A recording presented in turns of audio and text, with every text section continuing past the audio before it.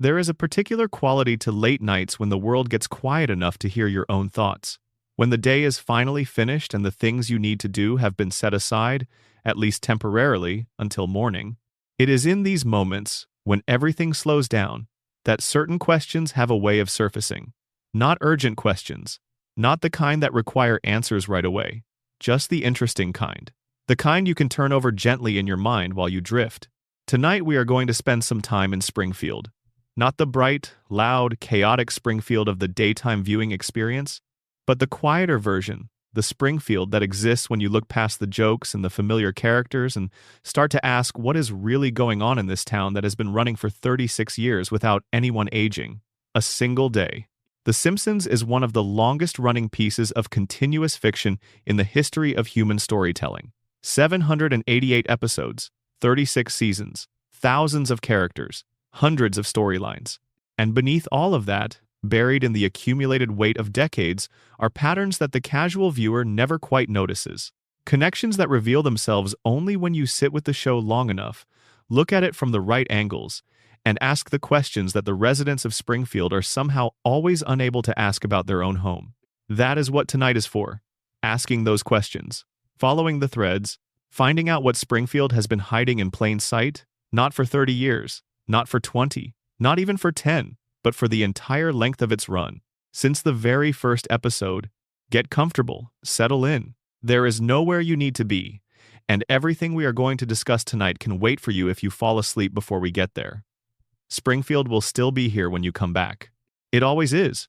Go ahead and get comfortable. Pull your blanket a little closer. There is nothing you need to do right now, nowhere you need to be. Tonight we are just going to settle into the quiet world of Springfield together, turning over the mysteries this show has been hiding in plain sight for 36 years. The Simpsons premiered on December 17th, 1989. 36 seasons, 788 episodes. The longest-running American animated series ever made. The longest-running American sitcom. The longest-running scripted primetime program in the history of television. No other show even comes close. And through all of it, across every single one of those episodes, across every decade and every cultural shift and every world event that has reshaped the country around it, the town of Springfield has remained exactly the same. Bart Simpson is still 10 years old. Lisa is still 8. Homer still drives to work at the nuclear power plant every morning, still eats donuts at his desk, still falls asleep in his safety inspector's chair while the reactor hums behind him. Marge still has that impossible blue tower of hair. Maggie still has her pacifier. The house at 742 Evergreen Terrace still looks the same as it did when George H.W. Bush was president. Most people accept this without a second thought. It's a cartoon. Cartoon characters don't age. Everyone understands that. You file it away and you move on and you laugh at the jokes and you feel that warm, familiar comfort of spending time in a place you've known your whole life. But some people couldn't let it go. Some people kept pulling at the thread. And what they found when they pulled hard enough wasn't lazy writing. It wasn't the creative exhaustion of a show that's been running too long. It was something stranger than that. It was patterns. Evidence. Buried connections that the show has been quietly laying in for decades, never quite addressing directly, never quite denying either. Tonight we are going to explore the theories that have kept Simpsons fans up at night for 30 years. The theories that, once you hear them, you cannot unhear. The ones that recolor everything you thought you knew about this yellow family in this impossible town. And the best place to start the theory that sits at the foundation of almost everything else is the one about the nuclear power plant. Because the Springfield nuclear power plant isn't background scenery. It isn't just the place Homer works. According to one of the most elaborately constructed fan theories ever assembled about any piece of fiction, the Springfield nuclear power plant is the reason everything in Springfield is the way it is. Not metaphorically. Literally. Let's go slowly, because the evidence here is genuinely remarkable once you lay it all out in order. The Springfield nuclear power plant is described within the show as a 2-unit pressurized water reactor facility. It is owned and operated by Charles Montgomery Burns. It provides the primary electrical power for the entire town of Springfield and the surrounding region. That is the basic setup. An aging nuclear facility owned by a billionaire, powering a small American city. Now here is where you start pulling the thread. A surprise safety inspection of the plant conducted within the show's own canonical universe turned up 342 separate safety violations. 342. The inspectors found radioactive waste being dumped directly into local waterways. They found radioactive material deposited on the playgrounds where Springfield's children play every day. They found plutonium being used as a paperweight on an employee's desk. They found cracked cooling towers that had been patched with chewing gum. They found luminous rats that glowed moving freely through the facility's interior. And then, in the detail that the show drops so casually it almost slips by unnoticed, they found skeletons in the basement. Human skeletons. In the basement of a working nuclear power plant. The show never explains who those people were. It never revisits the discovery. It just shows you the bones and moves the scene along. The safety inspector writes it down in his report, and the show cuts to the next joke. That safety inspector, the man whose literal job is to stand between this reactor and the population of Springfield, is Homer Simpson, Homer J. Simpson, who his own creator has stated has an IQ of 55. A man who once caused a nuclear incident by throwing a donut into the reactor core to see if it would come out larger. A man who sleeps at his workstation during meltdown warnings. The estimated cost to bring the plant up to code after that inspection was $56 million. Burns refused to spend it. And here is the detail that matters. He didn't refuse because he couldn't afford it. Burns is a billionaire many times over. He refused because spending the money would mean acknowledging that the problems existed. And acknowledging the problems existed would mean someone might start asking questions about what those problems had already done to the people of Springfield. Because the plant has been leaking for decades, the first visible evidence of this appears in Season 2, when a three-eyed fish named Blinky is pulled from a river near the power plant. Blinky becomes national news within the show. A political candidate uses him as a prop, as evidence that Burns is poisoning the local environment. The controversy builds until Burns is forced to eat the fish on live television just to demonstrate that the contamination is harmless. He eats it. The crowd watches. And then Springfield shrugs and moves on. Nobody tests the water. Nobody conducts a follow-up environmental study. Nobody asks the question that seems so obvious it should be screaming. If the fish have 3 eyes, what is happening to the people drinking from the same water supply? The show is patient. It waits 6 more seasons before answering that question, and when the answer comes, it comes disguised as an X-Files parody. Season 8. The Springfield Files. Homer, wandering through the woods near Springfield one evening, encounters something that terrifies him. A glowing figure, humanoid, moving strangely, emitting a visible green light. Homer immediately concludes he has seen an alien. The episode plays the premise straight for most of its runtime, bringing in FBI agents, stirring up the entire town, building toward a dramatic reveal. When the reveal comes, the glowing figure in the woods is not an alien, it is Mr. Burns. Burns has been undergoing a weekly medical treatment so intensive, so saturated with chemicals and radiation therapy, that it causes his entire body to emit a healthy green glow. The treatment keeps him alive for exactly 1 more week. Without it, he dies. After each session, Burns wanders out into the surrounding woods in a dazed, euphoric state, stumbling through the trees like a creature from another world. He literally glows in the dark.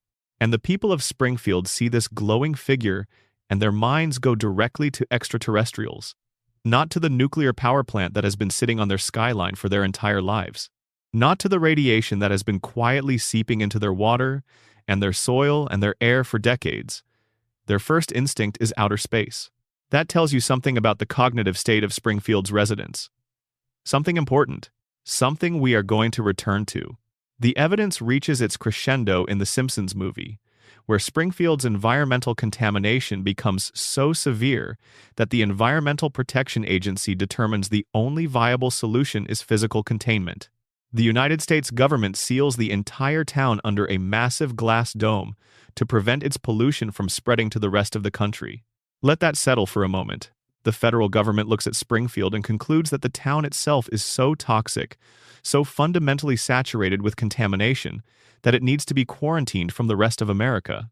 Springfield is classified as an environmental hazard zone, and the people inside it, every person who has been breathing that air and drinking that water and living in the shadow of those cracked cooling towers, they are still inside when the dome goes up. Now look at the residents themselves. Look closely. Homer Simpson has an overbite so pronounced it reshapes his entire face. His eyes bulge in a way that suggests chronic thyroid dysfunction. He has 4 fingers on each hand instead of 5, a deviation from basic human anatomy. His skull is shaped in a way that has no correspondence in actual human biology. His IQ qualifies as a clinical cognitive disability. And his body absorbs physical punishment that should kill a normal human being many times over. He has been shot, electrocuted, fallen off cliffs, been struck by cars traveling at speed, survived explosions that have leveled entire structures, and he walks away from every single one of them. His healing rate is not merely impressive. It is biologically impossible. His pain tolerance is inhuman, and he has spent his entire adult life working in direct proximity to an active nuclear reactor core. Marge has the same bulging eyes, the same 4 fingers. Her hair grows directly upward in a rigid blue tower that she has maintained in the exact same shape for 36 years, defying every law of physics and biology simultaneously. Marge was briefly employed at the nuclear plant herself. She was exposed to the same facility, the same leaking systems, the same invisible contamination. And her children, all 3 of them, were conceived and born after both their parents had already been soaking in Springfield's environment for years. Bart, Lisa, and Maggie all display the same physical characteristics. The spiky hair that maintains its shape without any product. The overbites, the eyes, the yellow skin that covers every single resident of Springfield and nobody else in the show's universe. That last detail is the one that makes the theory lock into place.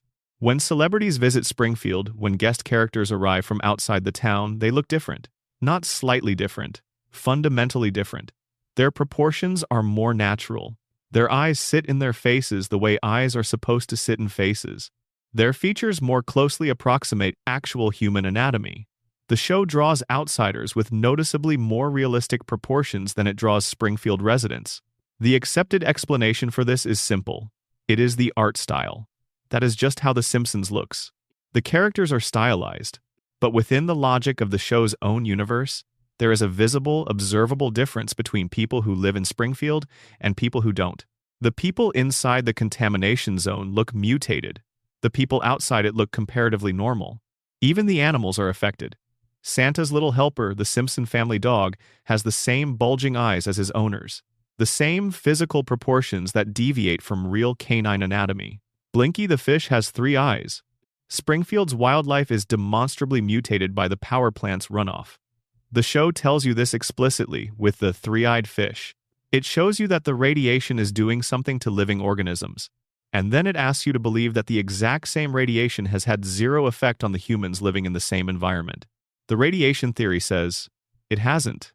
The mutation is everywhere. It's in the fish and the dog and the family and the entire town. The show's visual design is not an art style. It is, within the logic of Springfield's universe, the physical reality of what decades of nuclear contamination does to a living population. Now, Burns. Burns knows.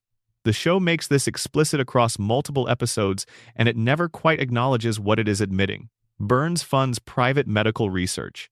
He has a personal team of physicians. He undergoes those weekly treatments that we just discussed. Treatments that keep him alive through what amounts to managed chronic radiation poisoning. Burns understands radiation better than anyone else in Springfield because he is personally dependent on managing its effects in his own body. He has an entire pharmaceutical division capable of synthesizing experimental treatments. He has the infrastructure. He has the resources. He knows what radiation does to biological systems because radiation is what keeps him alive. And he knows what his plant is doing to Springfield because Springfield has been his laboratory. His continued employment of Homer Simpson makes more sense under this theory than it does under any other explanation. When German investors briefly purchased the plant in Season 6, the first thing they did was fire Homer Simpson. They saw immediately that a man sleeping at a reactor workstation was a liability. The second thing they did was assess the cost of bringing the facility up to code, and the estimate nearly bankrupted them. They sold the plant back to Burns almost immediately. Burns bought it back and rehired Homer within days. A competent safety inspector would shut that plant down within weeks. Homer Simpson ensures the violations continue, the radiation keeps leaking, the water stays contaminated. The population remains cognitively impaired enough that they see a glowing billionaire emerge from the trees and think about extraterrestrials rather than nuclear waste. This is where the theory takes on a darker dimension. Season 12 of the show reveals something extraordinary. Homer's doctor, performing an examination, discovers a foreign object lodged deep in Homer's brain tissue.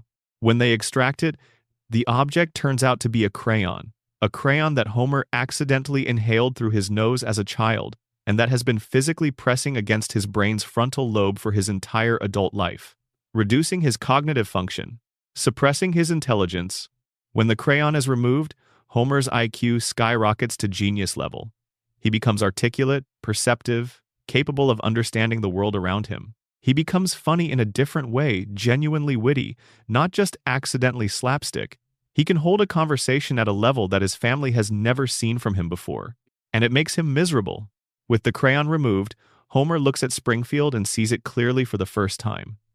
He sees his job for what it actually is. He sees the power plant. He sees the patterns. He sees the architecture of his own situation, and the weight of understanding is unbearable. So he makes a choice. He has the crayon put back in. He chooses the fog. He chooses not to know. The theory asks, how did a crayon get lodged in a child's brain without anyone noticing? How did Homer go through his entire childhood, his entire adolescence, his entire adult life, visiting doctors in Springfield, getting routine checkups, and not a single one of them ever identified a foreign object in his skull? Either every doctor in Springfield is operating at a level of incompetence that would be extraordinary even by cartoon standards, or someone knew it was there and chose not to say anything. If Burns' influence extends into Springfield's healthcare infrastructure and the show establishes repeatedly that Burns essentially owns the town, then Homer's crayon is not an accident. It is a convenience. A kept stupid safety inspector in a town where the medical establishment looks the other way is the exact configuration that Burns needs to maintain his operation. The radiation theory doesn't just explain one strange thing about Springfield. It explains all of the strange things simultaneously. The characters don't age because their mutated biology has been altered at a cellular level in ways that affect normal aging processes. The town resets after catastrophic events because the population's memory and critical reasoning function are compromised by chronic neurological damage from long-term radiation exposure. Homer survives injuries that should kill him because his body has adapted in ways that make him extraordinarily resilient, though cognitively devastated. Burns stays alive through treatments that would kill any normal person because he has been managing his own radiation exposure for over a century using resources that nobody else in town can access. And nobody in Springfield questions any of this, not the four fingers, not the yellow skin, not the glowing billionaire, not the three-eyed fish, because the same environmental contamination that mutated their bodies also damaged the cognitive systems responsible for critical thinking and pattern recognition. Springfield isn't a quirky animated town. It's a contamination zone. Its residents aren't eccentric. They're symptomatic. And the nuclear power plant that provides their electricity and employs their neighbors and poisons their water and irradiates their children isn't a background gag or a convenient plot device. According to this theory, it is the single most important location in the entire show. Every yellow face, every bulging eye, every impossible recovery from fatal injury, every forgotten catastrophe, every reset, every unexplained mystery in 36 years of Springfield traces back to the same cracked cooling tower, leaking the same invisible contamination into the same water supply, feeding the same damaged minds that cannot figure out why their fish have 3 eyes and their children were born with 4 fingers. The plant isn't just part of the show. It is the show. And nobody in Springfield will ever figure that out, because the plant already made sure they couldn't. Now, drop a comment down below and tell me where you're watching from and what time it is. I love seeing where people tune in from around the world. And if you haven't subscribed yet, now is a perfect moment. There is a lot more Springfield still ahead of us tonight, and you are going to want to be here for all of it. There is something important you should know about April 1st, 1993 before we go any further. On that date, the 18th episode of The Simpsons' 4th season aired on Fox. The episode was called So It's Come to This, a Simpsons clip show. The premise was built around one of Bart's April Fool's pranks escalating further than he intended. He took one of Homer's beer cans to an auto body shop and had it placed inside an industrial paint shaker and shaken until the pressure inside reached a level that should never be applied to a sealed aluminum can. When Homer opened the can, the explosion sent him to the hospital. That part everyone remembers. What people sometimes forget is what happened next. Homer, lying in his hospital bed, spotted a vending machine across the room. He wanted a candy bar. He reached for it. The machine tipped. It crushed him. And Homer Simpson flatlined. Not in a dream sequence. Not in a Treehouse of Horror episode. Not in a cutaway gag. In the main canonical storyline of a regular broadcast episode of The Simpsons, Homer Simpson entered a real, clinically documented coma that lasted 7 weeks. The episode ends with Homer waking up. Bart sits at his bedside and tearfully confesses that the whole chain of events was his fault. Homer springs awake, strangles his son for a moment, and then the family laughs. Everything returns to normal. The show tells you he woke up and moved on, and 32 more seasons have aired since that moment. But here is the detail the episode drops in its final minutes and never revisits. Homer lost 5% of his brain function during the coma. 5% permanently destroyed, never coming back. And when Homer is told this, when he learns that he has sustained irreversible neurological damage, his response is to laugh. He tells the family he doesn't understand why he's laughing. The family finds this charming. The episode ends. The Simpsons continues for another 3 decades. Unless Homer never woke up at all. This is the Homer coma theory. It is the most discussed, most debated, and most internally consistent fan theory in the entire history of The Simpsons. Its basic architecture is simple. Homer did not wake up from his coma in April 1993. Every single episode that has aired since that date, every storyline, every character development, every guest appearance, every impossible event, every reset, every surreal adventure is a dream being generated by the mind of a man lying unconscious in a hospital bed in Springfield General, slowly losing brain function while his family sits beside him and waits. The evidence for this theory is genuinely unsettling when you lay it all in sequence. The most obvious piece of evidence is the shift in tone. Before the coma episode, The Simpsons was a grounded television show. Not realistic in the sense that real family dramas are realistic, it was always a cartoon, always heightened, always willing to go broad for a laugh. But the storylines of the early seasons dealt with recognizable human experiences. Homer tries to quit drinking and finds it harder than he expected. Marge considers whether her marriage is giving her everything she needs. Lisa develops a passionate crush on a substitute teacher who actually takes her seriously. Bart faces the genuine possibility of being held back a year and has to confront what that means about his future. These are family problems. The financial stress of living paycheck to paycheck, the quiet loneliness of a brilliant child in a house that doesn't quite understand her. The way a husband can love his wife deeply while still failing her in small ways that accumulate over time. The show's emotional foundation in those early seasons was built on the kind of domestic reality that made people feel seen. After the coma, everything changes. The shift is not subtle, it is enormous. Homer goes to space, not in a dream, not in an imagined sequence. Homer Simpson, safety inspector, is selected to join a NASA mission and travels to outer space in a canonical episode of the show. Mr. Burns captures the Loch Ness Monster. Homer becomes the leader of a vigilante street patrol.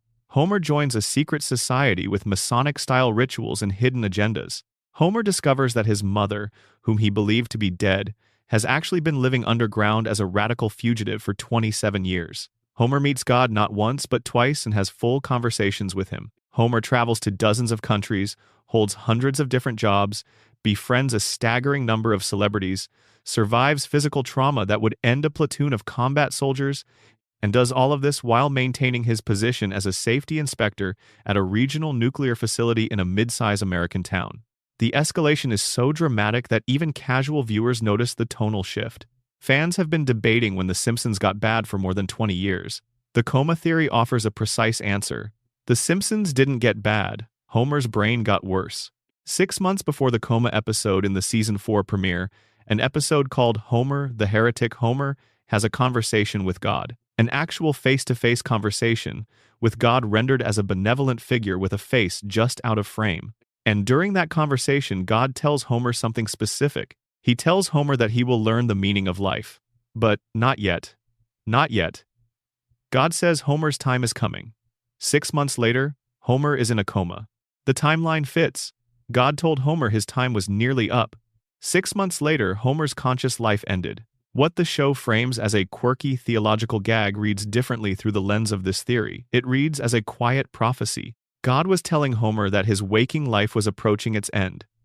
Everything that followed would be the dream of a man desperate to hold on to the world he loved. Now consider the aging problem. Because this is where the coma theory does something that no other explanation manages to do quite as elegantly. Nobody in The Simpsons ages. Bart has been 10 years old for 36 years. Lisa has been 8. Maggie has been 1.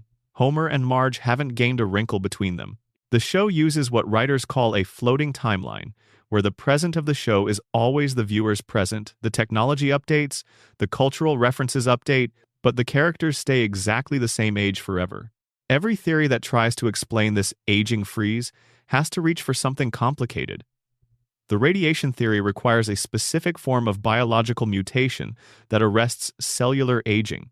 The cartoon logic explanation just says this is how animated shows work and leaves it there. The coma theory has a simpler answer. An answer that takes about 5 seconds to understand and then stays with you for a long time afterward. Nobody ages because they exist inside the mind of a man who went to sleep in April 1993 and never woke up. Homer's children don't age because his unconscious brain cannot imagine them aging. He wasn't there to watch it happen. His last memory of Bart is a 10-year-old boy. His last memory of Lisa is 8. His last memory of Maggie is a baby with a pacifier. His brain can conjure them, can place them in new situations, can generate endless stories about them, but it cannot make them older because it has no reference point for what older would look like. It doesn't know. It fell asleep before it could find out. Marge doesn't age because the last time Homer saw her, she looked exactly the way she looks in the dream. His neighbors don't change because his memories of them are frozen at the moment the vending machine fell. The world of Springfield is preserved with perfect fidelity to the last moment Homer was conscious to experience it. This is not a creative decision by the writers. Within the logic of this theory, it is what comas do to the mind. They lock you in place. They freeze the world at the last moment you were fully present in it.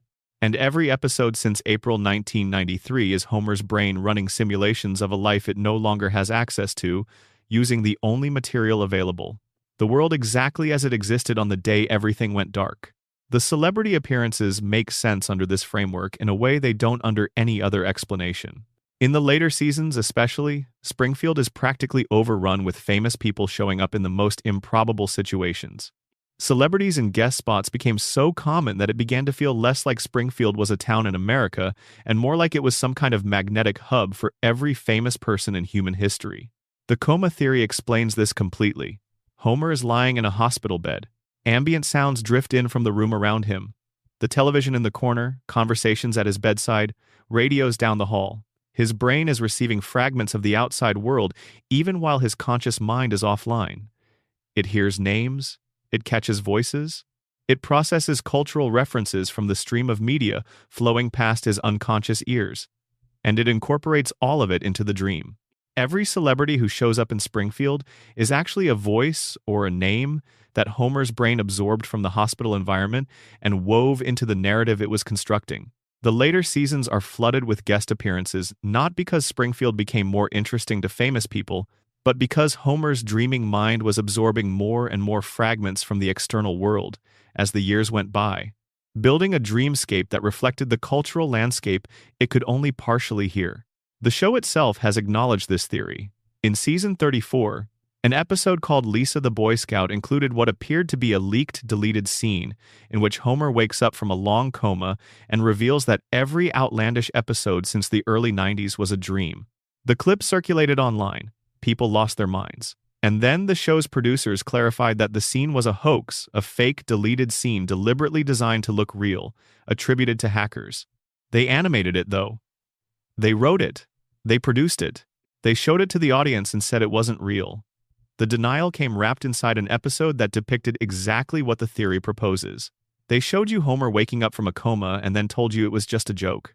And the audience laughed, just like Homer laughed when he was told he'd lost 5% of his brain function. A laugh that doesn't quite know why it's laughing. Al Jean, the show's long-running executive producer, addressed the coma theory directly in 2015.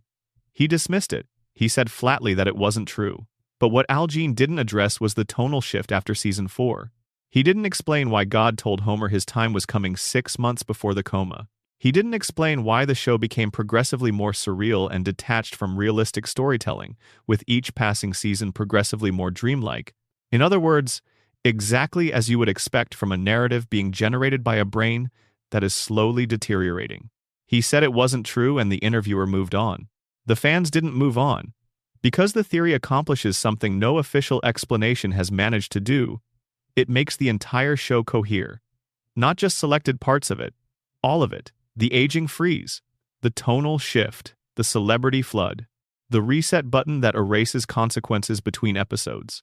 The fact that Homer can survive anything, endure anything, recover from anything because nothing is actually happening to his body is in a hospital bed. Only his mind is in Springfield. And his mind cannot kill him because his mind is the one telling the story. The emotional dimension of this theory is the part that lingers longest. If it is true, the show is not a comedy. It is a love story. Homer's deepest wish, the thing his unconscious mind returns to again and again across 36 years of dreaming, is something so simple it breaks the heart a little. He wants his family. That's it. He wants Marge to still love him. He wants Bart to still be his mischievous little boy, getting into trouble and needing strangling, and coming back every time without holding a grudge. He wants Lisa to still be playing her saxophone in her bedroom. He wants Maggie to still be small enough to hold in the crook of his arm. In the coma, the dream gives him all of that. His family is preserved, held perfectly still, forever young, forever intact. Bart never grows up and moves away. Lisa never leaves Springfield for a life that makes more sense for her intelligence. Maggie never stops being a baby. The house on Evergreen Terrace never changes. Friday nights never end. Homer's coma isn't a nightmare. According to this theory, it is the only version of heaven that a man like Homer Simpson would ever think to want. A house where the kids are always young, and the beer is always cold, and nobody ever has to say goodbye. Every time Homer survives something impossible in a later season, every time the world resets after some catastrophe, every time the credits roll and everything returns to normal, it isn't lazy writing. It is Homer's brain refusing to let the story end. Because if the story ends, the dream stops. And if the dream stops, Homer has to wake up. And waking up means confronting how much time has passed. It means finding out how old his children really are. It means learning whether Marge waited or whether she eventually had to move forward. It means finding out whether anyone is still sitting beside his bed in Springfield General or whether the room went quiet a long time ago. Or it means not waking up at all. That is the Homer coma theory. The man has been dreaming since April 1st, 1993. Every episode you have watched since that night is a letter written by an unconscious father to the family he cannot reach. The show will never confirm this theory. It will never disprove it either. The evidence is woven into the structure of the show itself, into every reset and every impossible survival, and every celebrity and every year that passes without anyone on Evergreen Terrace gaining a single birthday. Nobody ages because the dream needs them not to. And Homer always finds his way home by the end of the episode because, in his dream, he never really left. Before we go any further with this one, take a breath. Let your shoulders relax. We have all the time in the world tonight, and this particular mystery deserves to be taken slowly, because the more carefully you look at it, the stranger it gets. The official answer to the question of who shot Mr. Burns is Maggie Simpson. Season 7, Episode 1. Baby did it. Move on. But the case was never really closed. Let's go back to the summer of 1995, because what The Simpsons pulled off that summer had never been attempted by an animated show before. Season 6 ended with a cliffhanger unlike anything American animation had produced, a genuine whodunit, a mystery constructed with enough deliberate care that the show's creators invited the entire viewing public to participate in solving it, not just casually, but through a nationally promoted contest. The winner would be animated into an actual episode of the show. Fox built an entire promotional campaign around it. America's Most Wanted produced a tie-in special treating the fictional crime as if it were an actual unsolved case. This was a cultural moment. The Simpsons was at the peak of its influence, and it used that influence to turn the entire country into amateur detectives. The crime itself had accumulated across the entirety of Season 6's final episode. Burns had been operating his usual schemes, but this time he had gone beyond anything the town could absorb with its usual shrug. He had drilled for oil beneath Springfield Elementary School, siphoning away the funding the school needed to function. He had financially ruined Moe's Tavern. He had created a sinkhole that destroyed the Springfield retirement castle where Grandpa Simpson lived. He had injured Santa's little helper, the family dog, in the course of one of his schemes. And then, for his finale, he constructed a massive mechanical device that physically blocked the sun over Springfield, not as a threat, as a business strategy. With the sun blocked, every resident of Springfield would be forced to purchase electricity from his plant because there would be no natural light available to anyone. When his own loyal assistant Smithers protested, Burns fired him on the spot. By the time Burns collapsed from a single gunshot wound and the ambulance carried him away, every person in Springfield had a documented, established motive to want him dead. Homer because Burns had never once managed to remember his name despite years of employment. Bart and Lisa because the school lost its funding. Grandpa Simpson because his home was destroyed. Groundskeeper Willie because he lost his job when the school lost its money. Tito Puente the musician because Burns cut the music program. Moe Sislak because his bar went under. Smithers, freshly fired and in a visible emotional spiral. The list went on. The entire town gathered at a public meeting to confront Burns, and multiple characters were shown with weapons in hand. Then Burns staggered out of that meeting with a gunshot wound, collapsed onto the town sundial, with his hands landing on two letters W and S, or from his perspective M and S, and the screen went dark. America waited all summer. When the answer came in September, the investigation was played for comedy. Chief Wiggum fumbled through the evidence. Smithers confessed immediately, but his confession collapsed when it emerged. He had been blackout drunk at the time of the shooting and had actually discharged his weapon at a completely different location, wounding old Jasper in his wooden leg. One by one, suspects were eliminated. Skinner had an alibi. Moe had an alibi. Tito Puente performed a full musical number explaining that he had channeled his rage into composing a samba. The investigation stalled until police found an eyelash on Burns's suit. DNA analysis indicated that the eyelash came from a Simpson. Homer's fingerprints were on the gun. Homer was arrested and nearly convicted. Then Burns woke up and named his shooter, Maggie Simpson. According to Burns's account, he had encountered Maggie in the parking lot after the town meeting. He had attempted to take her lollipop. His gun fell from his holster during the struggle. Maggie picked it up. The gun discharged. Burns was shot.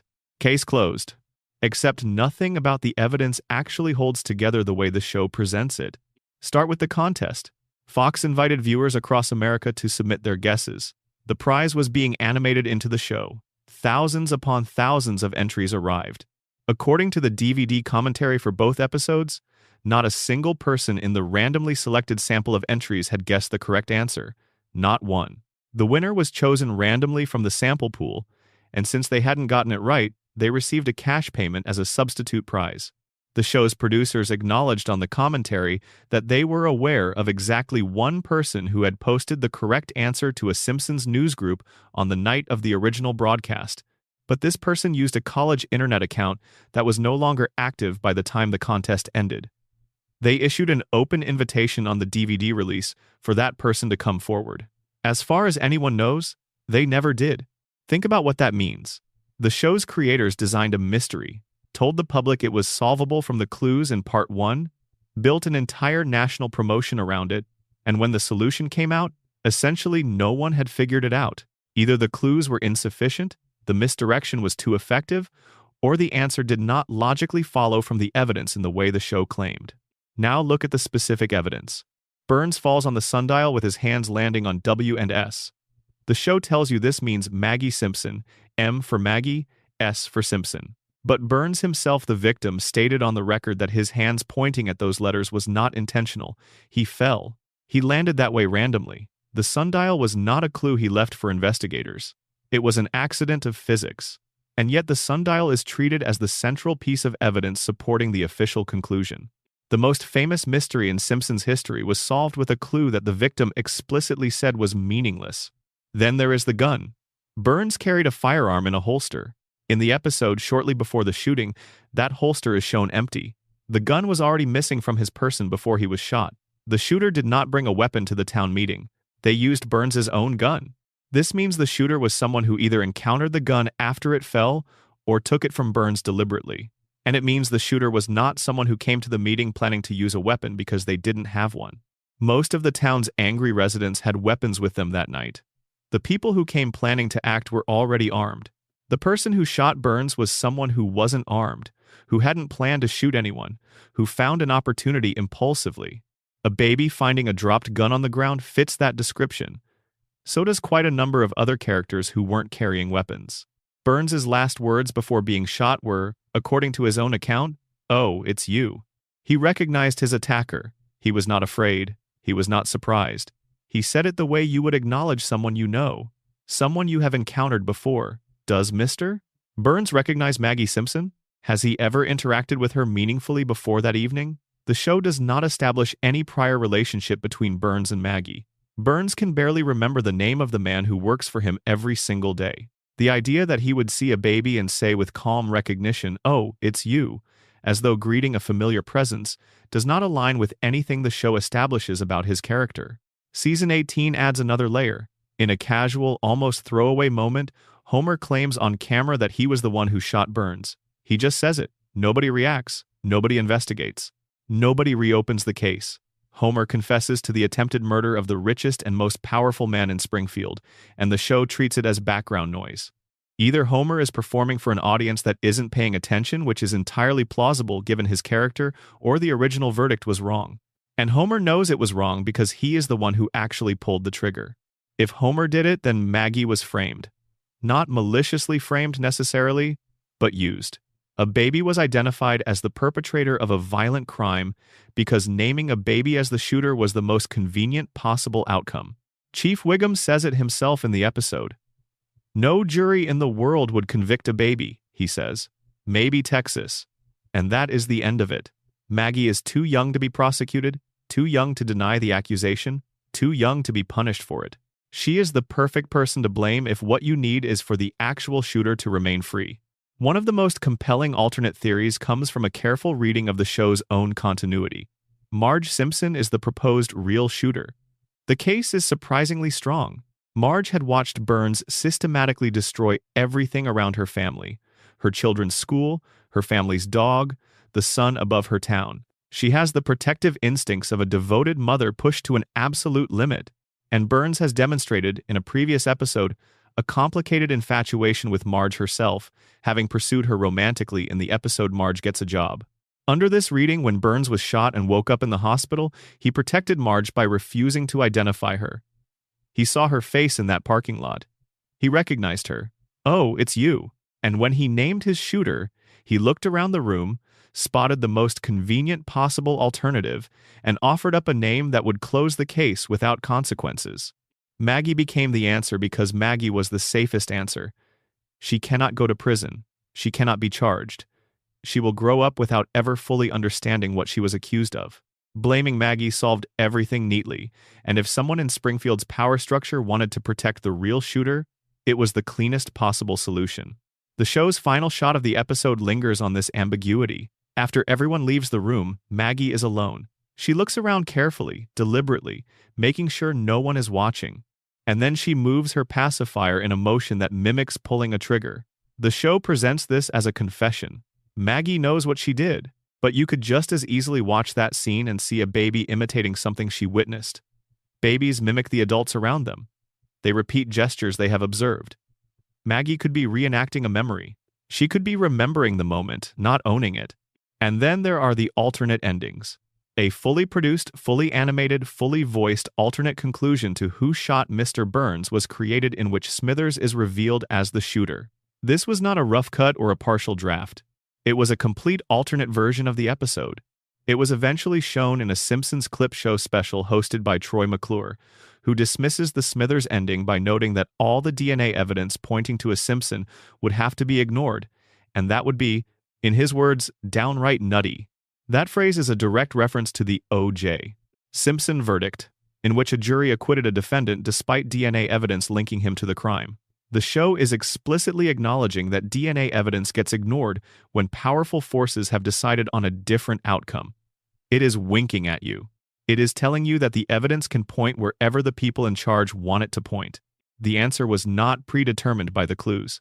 The clues were assembled to fit whatever answer the writers eventually selected. Early drafts had Barney Gumble as the shooter. The writers considered this seriously and planned to send him to prison before ultimately abandoning it.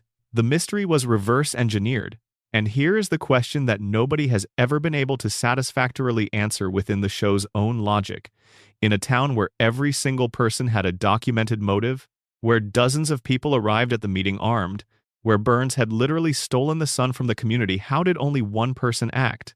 Springfield is a town that forms an angry mob over a misunderstanding about a bear in the woods. A town that riots at the smallest provocation. These are not a restrained people. And yet when Burns blocks out the sun over the entire city, threatening every living thing in the community, only one person pulls a trigger. Only one. A baby. Either Springfield's population was significantly more docile that evening than the show has ever depicted them, or the shooting was not as spontaneous as the official story requires. Someone planned it. Someone with knowledge of Burns's schedule, access to his firearm, and enough influence to redirect the investigation toward a target who could never face consequences. The official answer is Maggie Simpson, and the show committed to it 30 years ago. The writers stand behind it. The DVD commentary treats it as settled. But the contest that nobody won, the clues that the victim said were coincidental, the alternate endings that were fully produced, Homer's unexamined confession in season 18, and that final shot of Maggie alone in the room with the trigger motion, all of it suggests that the greatest mystery in Simpsons history was never actually solved. It was closed. In Springfield, those are two very different things. This is not a metaphorical question. This is not a joke about cartoon logic. Within the established canonical universe of The Simpsons, Charles Montgomery Burns is a medical impossibility. His age has been stated, implied, and contradicted across dozens of episodes across 36 seasons, but every version of the timeline places his birth somewhere in the late 1800s. He has referenced personal memories from before the turn of the 20th century. He has told stories about events from the 1910s as though he was present for them firsthand. He has described working relationships with historical figures who died before most of the show's audience were born. By the most conservative estimate, Burns is well over 100 years old. By the most generous reading of the show's elastic continuity, he could be approaching 140. And he doesn't just exist at that age. He functions. He runs a multi-billion-dollar corporation. He manipulates municipal politics with practiced ease. He orchestrates schemes that require sustained cognitive effort and long-term strategic planning and a working understanding of modern financial systems, modern law, and modern technology. His physical body is obviously frail, his strength is minimal, and his frame looks like it would snap in a moderate wind, but his mind is extraordinarily sharp. Burns is arguably the most cognitively capable character in the entire show. His strategic intelligence, his memory, his ruthlessness, all of it operates at a level that nobody in Springfield can match. And he has been operating at that level for longer than any human being should be capable of sustained consciousness. The Springfield Files episode, which we discussed earlier in the context of the radiation theory, addresses Burns's condition more directly than any other episode of the show. After Homer spots the glowing figure in the woods and the FBI arrives and the investigation builds to its reveal, we learn that Burns undergoes a weekly medical regimen so extreme that it causes his body to glow visibly in the dark. The treatment keeps him alive for exactly 7 more days. If he misses a session, he dies. The margin for error is 0. His life is maintained the way you would maintain a machine, through scheduled servicing, through precise recurring intervention. Without it, the system shuts down. The treatment itself involves radiation. Of course it does. The man who owns a nuclear power plant, whose facility has been leaking radioactive material into the Springfield water supply for decades, is personally dependent on controlled radiation exposure to sustain his own biological functions. Burns isn't just profiting from radiation, he is powered by it. His body has been so fundamentally altered by a century of proximity to nuclear material that it can no longer sustain itself through normal biological processes. He requires external radiation input, the way a normal person requires food and water. This explains something the show has depicted multiple times without ever really unpacking.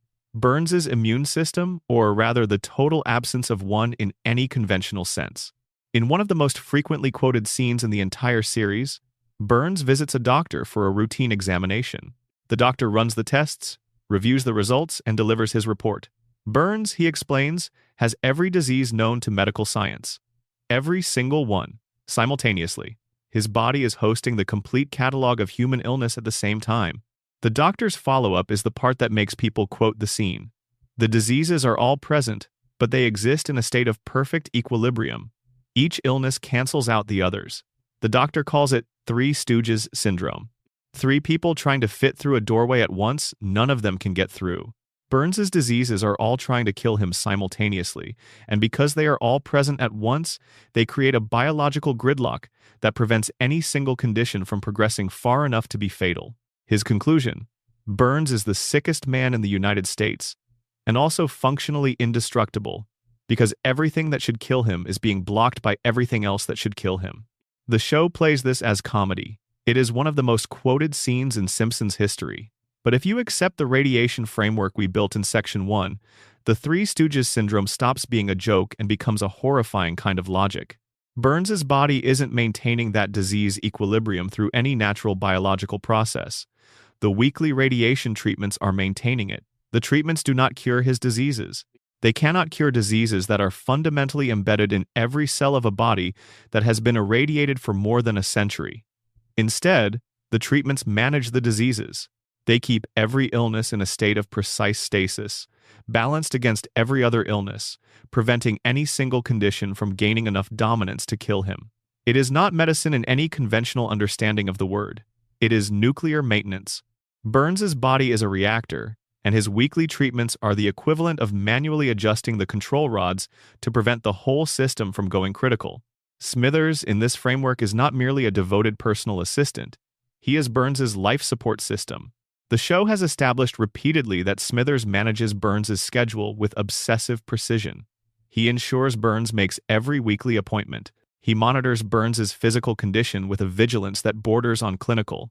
And the show has made clear in multiple episodes that if Smithers were ever removed from his position, through firing, through injury, through any disruption, Burns would be helpless. Not just emotionally helpless, the way someone might feel lost without a trusted assistant. Physically helpless. Without Smithers managing the treatment schedule, Burns would miss a dose.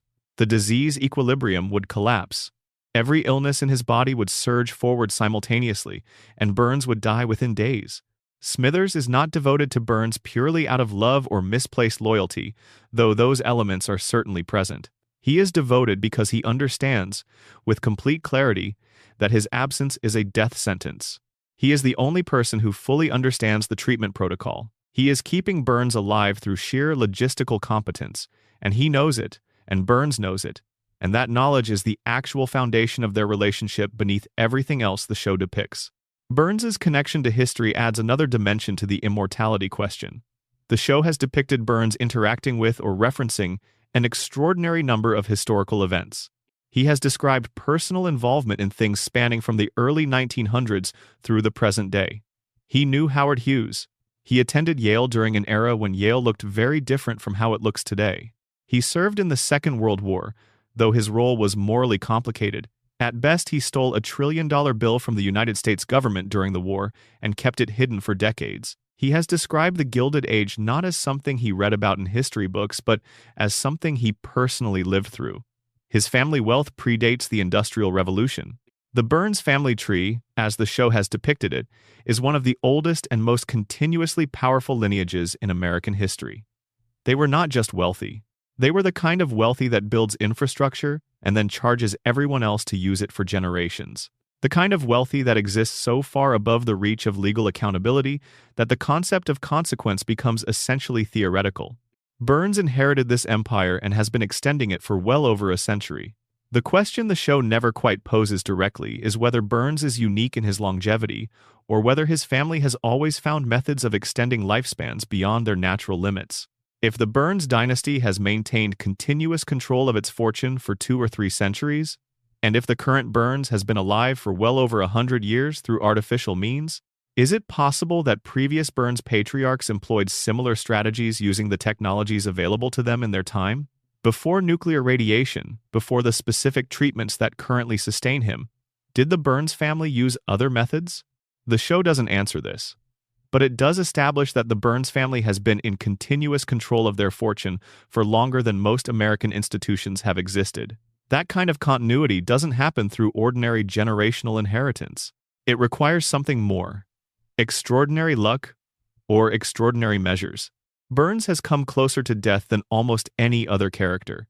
He has been shot by Maggie Simpson. He has been hospitalized more times than the show can count. He has collapsed, fallen, been attacked, been poisoned, been left alone in the wilderness to die. And every single time, he comes back.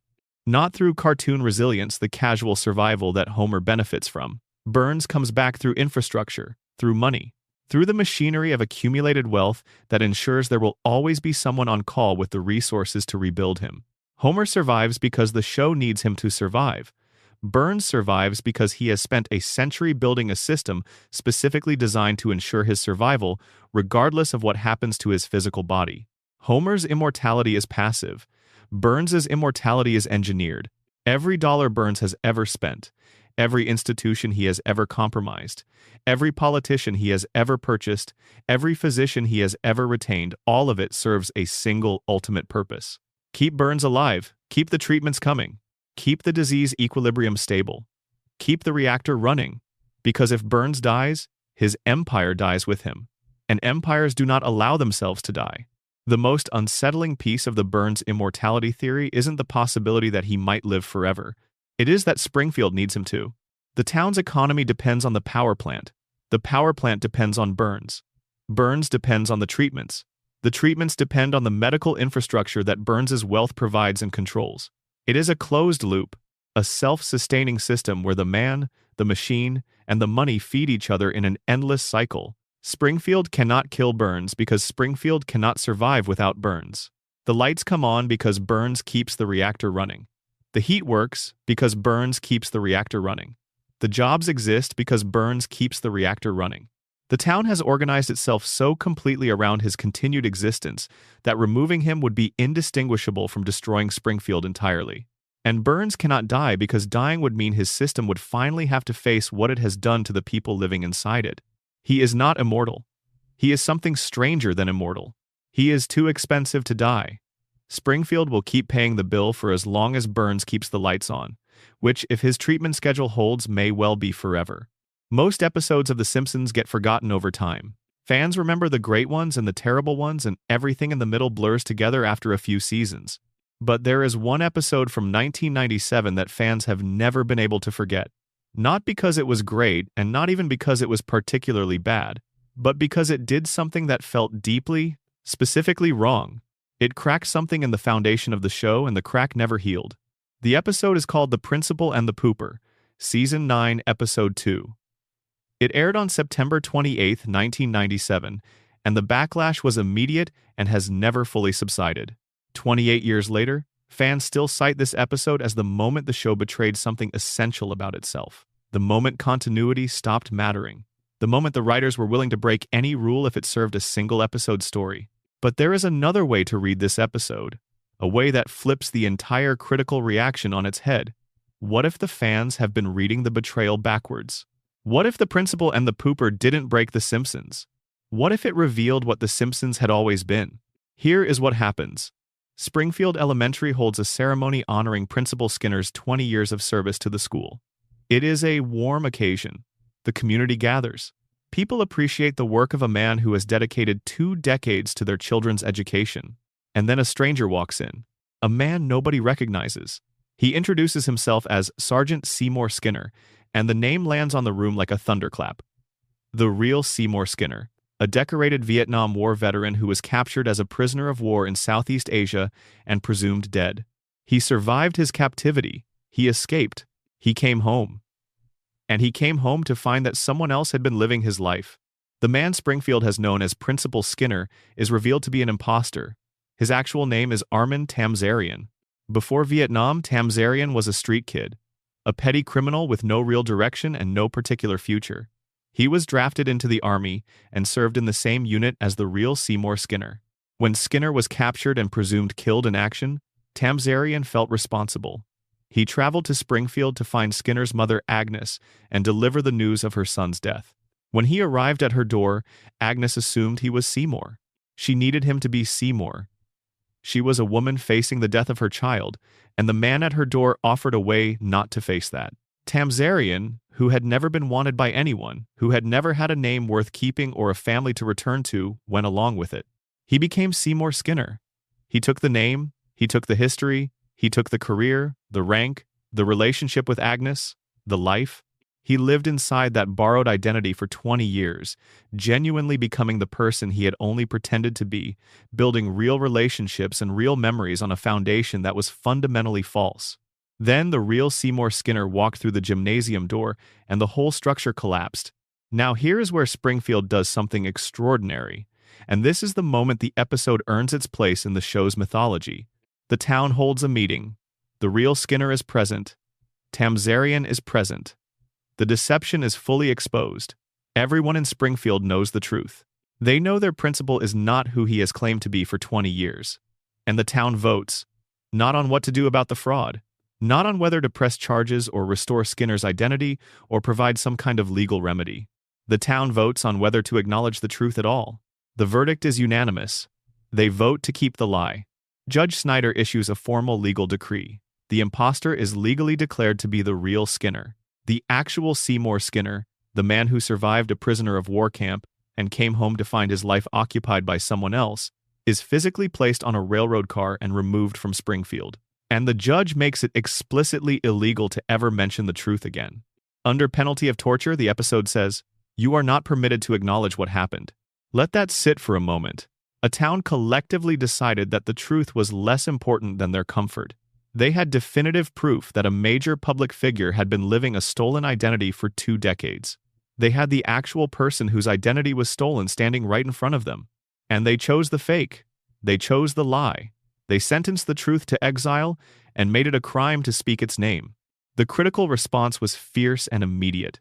Harry Shearer, who voices Skinner among many other characters, publicly stated his displeasure.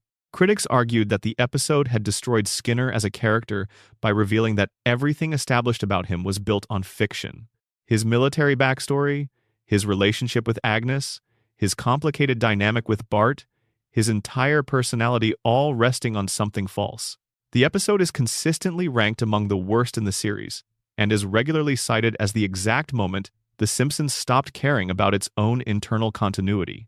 But here is what the critics were missing, and what has become clearer with the passing decades. The episode is completely honest about what Springfield is. It is just honest out loud, in a way the show usually manages to be only obliquely. Springfield has always operated this way. The town has always chosen comfortable lies over uncomfortable truths. The town has always agreed, through some unspoken collective mechanism, to forget whatever doesn't fit the version of reality they need to maintain. The difference is that this episode shows you the mechanism working. It shows you the vote. It shows you the legal decree. It shows you the literal physical expulsion of truth from the community. Every other time Springfield forgets a catastrophe, resets after a world-changing event, or ignores a contradiction that should require resolution, it happens off camera. The slate is wiped clean between episodes and nobody comments on it. The Principal and the Pauper is the one time the show let you watch the wiping happen in real time. Consider how many times Springfield has experienced events that should permanently alter its reality. The town has been destroyed and rebuilt. It has been invaded. It has been sealed under a dome by the federal government. It has survived multiple nuclear near misses, full environmental catastrophes, what appear to be alien encounters, and the literal blocking of the sun. And every single time by the following episode, everything is back to normal. Nobody remembers. Nobody references the previous disaster. The reset is complete. Fans call this episodic storytelling. The coma theory calls it a dreaming brain cycling through narratives. The radiation theory calls it cognitive damage from chronic neurological exposure. But the Principal and the Pauper offers a fourth explanation. Springfield resets because the town chooses to reset. Collectively. Deliberately.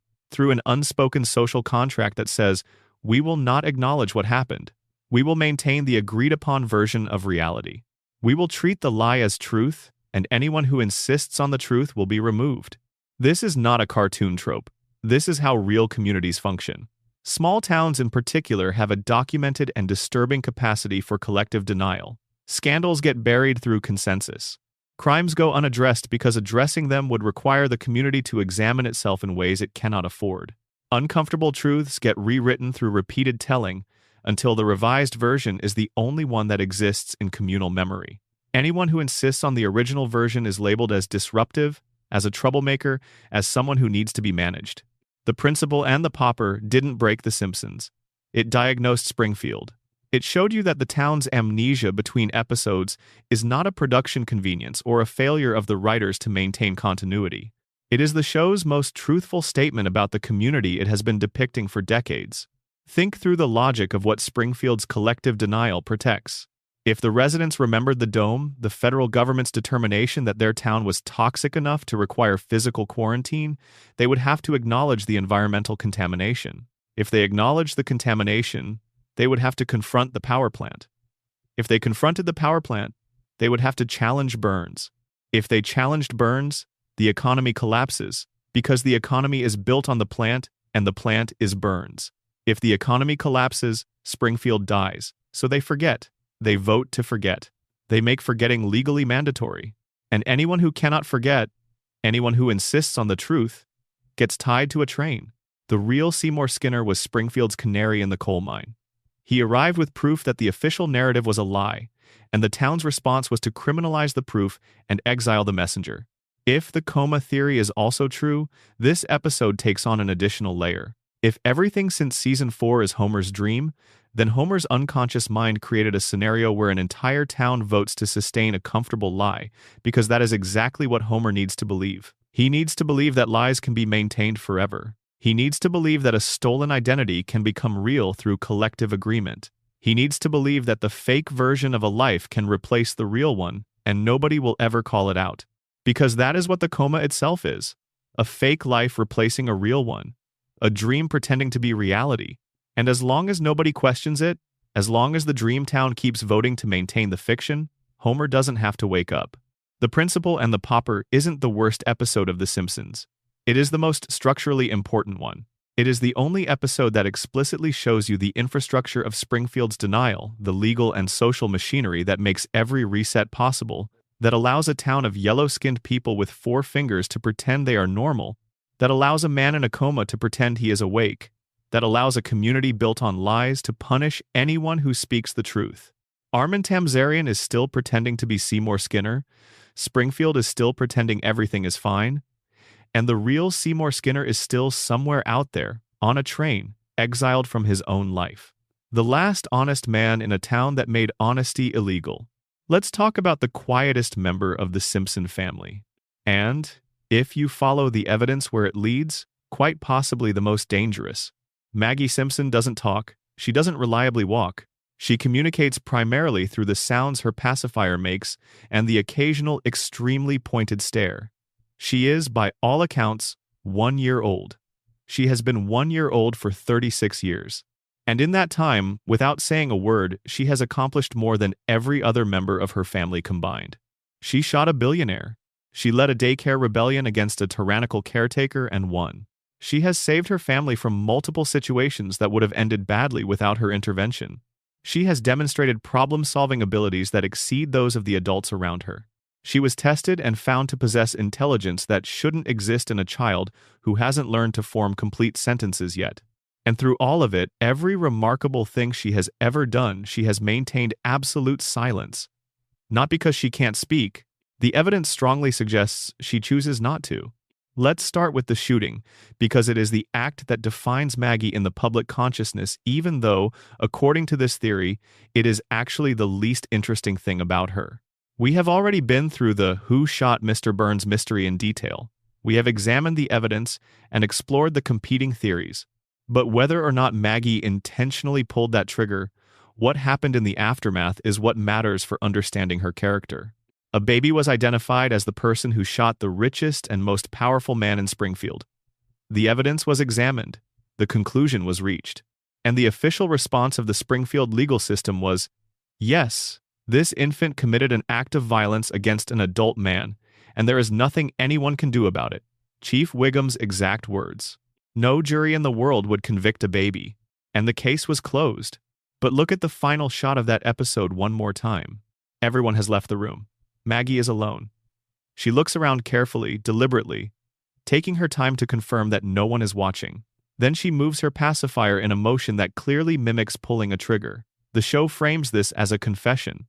Maggie did it and she knows what she did. But watch it again without that framing and ask yourself what you are actually seeing. That sequence of actions, checking the room, confirming no one is present, then and only then, performing the gesture, requires a specific set of cognitive capabilities. It requires situational awareness, memory of what occurred, understanding of the social significance of the action, caution about being observed, impulse control sufficient to wait until the right moment rather than performing the gesture immediately. Those are not the behavioral characteristics of an infant. Those are the behavioral characteristics of someone who understands exactly what they have done, understands its consequences, and has decided that secrecy is the optimal strategy going forward. A 1-year-old does not check her surroundings before doing something significant. A 1-year-old does not have a concept of being observed. The fact that Maggie did check the fact that she waited is itself more remarkable than the gesture that followed. Now let's look at The Longest Daycare. This is a theatrical short film released in 2012, shown in cinemas before Ice Age, Continental Drift, and it was nominated for an Academy Award. 7 minutes long, and those 7 minutes contain the most concentrated demonstration of Maggie's capabilities that the franchise has ever produced. Maggie is dropped off at the Ayn Rand School for Tots, a daycare facility run with authoritarian efficiency. Inside, she encounters a caterpillar on the verge of becoming a butterfly. She wants to protect it. Another baby, a bully named Gerald, who has appeared as Maggie's antagonist in various episodes over the years, wants to destroy it. What follows is a miniature action film in which Maggie outmaneuvers the bully, evades the facility's staff, circumvents the security systems, and ultimately protects the butterfly and releases it into the world. She accomplishes all of this without speaking a single word. She does it through observation, through planning, through real-time improvisation, and through the kind of adaptive problem-solving that challenges most adults in professional settings. She reads the environment. She identifies threats before they materialize. She develops and executes strategies that involve timing, spatial reasoning, and the ability to predict how other people will behave in response to specific stimuli. And she does all of this while being physically limited to the motor capabilities of a 1-year-old.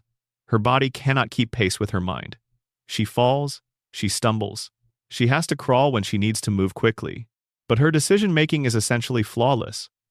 Every choice she makes is correct.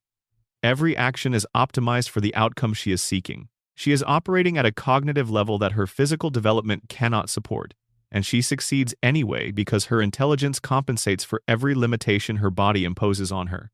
The show has tested Maggie's intelligence directly. The results vary by episode, as the show sometimes plays her intelligence as a gag and other times as a genuine character trait, but the pattern across the series is unmistakable. Maggie consistently demonstrates cognitive capabilities that no 1-year-old should possess. And the family around her consistently fails to notice because they are too occupied with Homer's disasters and Bart's schemes and Lisa's campaigns to pay careful attention to what the baby is doing. This brings us to the theory. Maggie's silence is not developmental delay, it is strategy. Look at what happens to the intelligent people in this family and in this town. Lisa Simpson is brilliant. Everyone in Springfield knows Lisa is brilliant. Her intelligence is perhaps the most established fact in the show's universe. And what has that intelligence gotten her? Isolation, mockery, dismissal.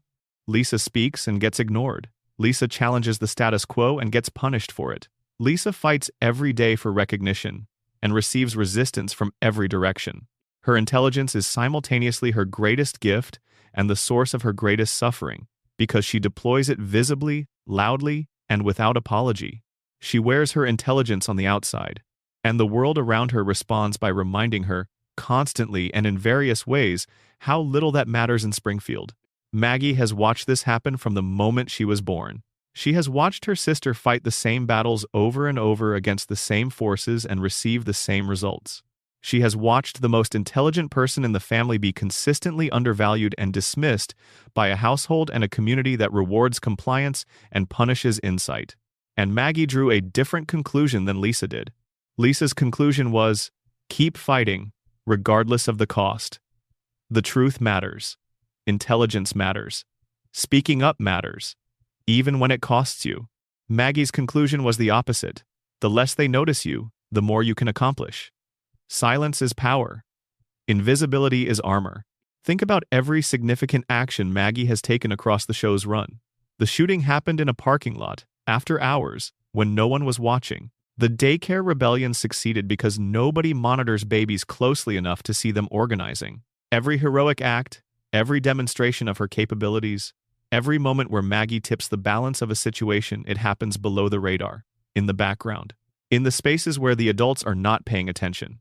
And Maggie has actively maintained those spaces by keeping the most effective disguise possible. She pretends to be exactly what everyone expects a 1-year-old to be: quiet, passive, dependent, largely incapable. She is none of those things. She is their opposite. She is the most capable person in the family. She has simply spent 36 years ensuring that nobody figures that out. Now layer the radiation theory onto this. If Springfield's contaminated environment creates mutations, and if those mutations affect individuals differently based on their specific biology, then Maggie and Homer might represent opposite extremes of the same phenomenon. Homer's exposure across decades of working at the reactor and living in Springfield's contaminated environment reduced his cognitive function to clinical disability. The radiation took something from Homer's mind. In Maggie, perhaps the same contamination did something opposite. The same environmental cause, the same family, the same water and air. But where the father's mind was diminished, the daughter's was amplified to levels the show's testing cannot properly measure. Homer and Maggie are two sides of the same radioactive coin. He is what happens when mutation takes something away. She is what happens when mutation gives something that shouldn't exist yet. The coma theory adds another dimension. If Homer is dreaming, if every episode is the product of an unconscious mind constructing a world it cannot actually see, then Maggie's brilliance might be Homer's deepest hope for his youngest child, projected outward into the dream. He cannot watch her grow up. He cannot see her develop. He cannot hear what she says or see what she becomes. He fell asleep when she was 1-year-old, and she will never be older than that in his dream. So, the dream makes her extraordinary. It gives her an intelligence that transcends her age, capabilities that no real baby could possess, the ability to protect herself and others even as an infant. Because in the coma, Homer needs to believe that Maggie will be okay without him there, that she can handle whatever comes, that she doesn't need him to wake up in order to survive. Her genius isn't a mutation under this reading. It is a father's prayer made visible. But come back to the waking world if there still is a waking world and there is a darker reading available. Maggie doesn't speak because she has learned that speaking gets you nothing in Springfield. She doesn't reveal what she knows or what she can do because intelligence is punished here, just as Lisa's experience demonstrates every week. She watches. She remembers, she understands, and she waits. For what? The show has never told us. Maggie's endgame is the last truly unsolved mystery of the Simpson family. The show has never committed to a definitive answer about what Maggie is capable of or what she intends to do with those capabilities. We have seen glimpses. We have seen her shoot a man.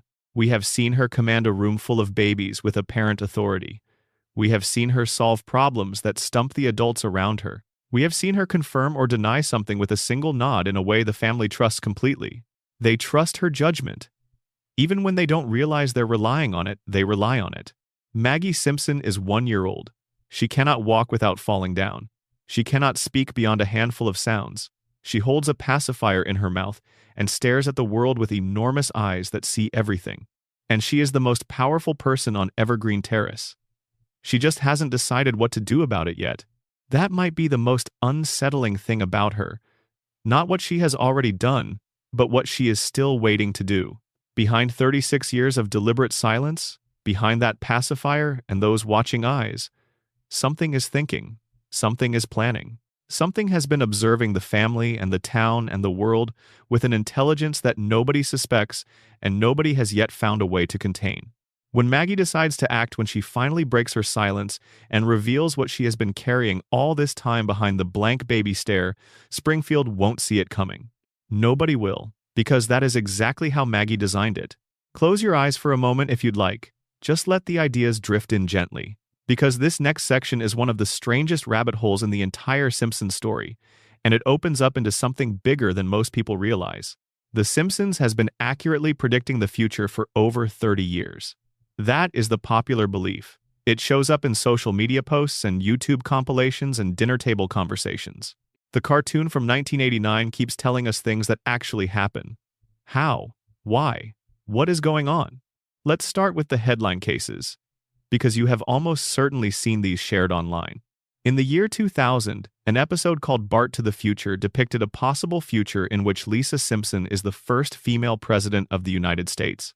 During the episode, Lisa's predecessor in the Oval Office is referred to as former President Trump.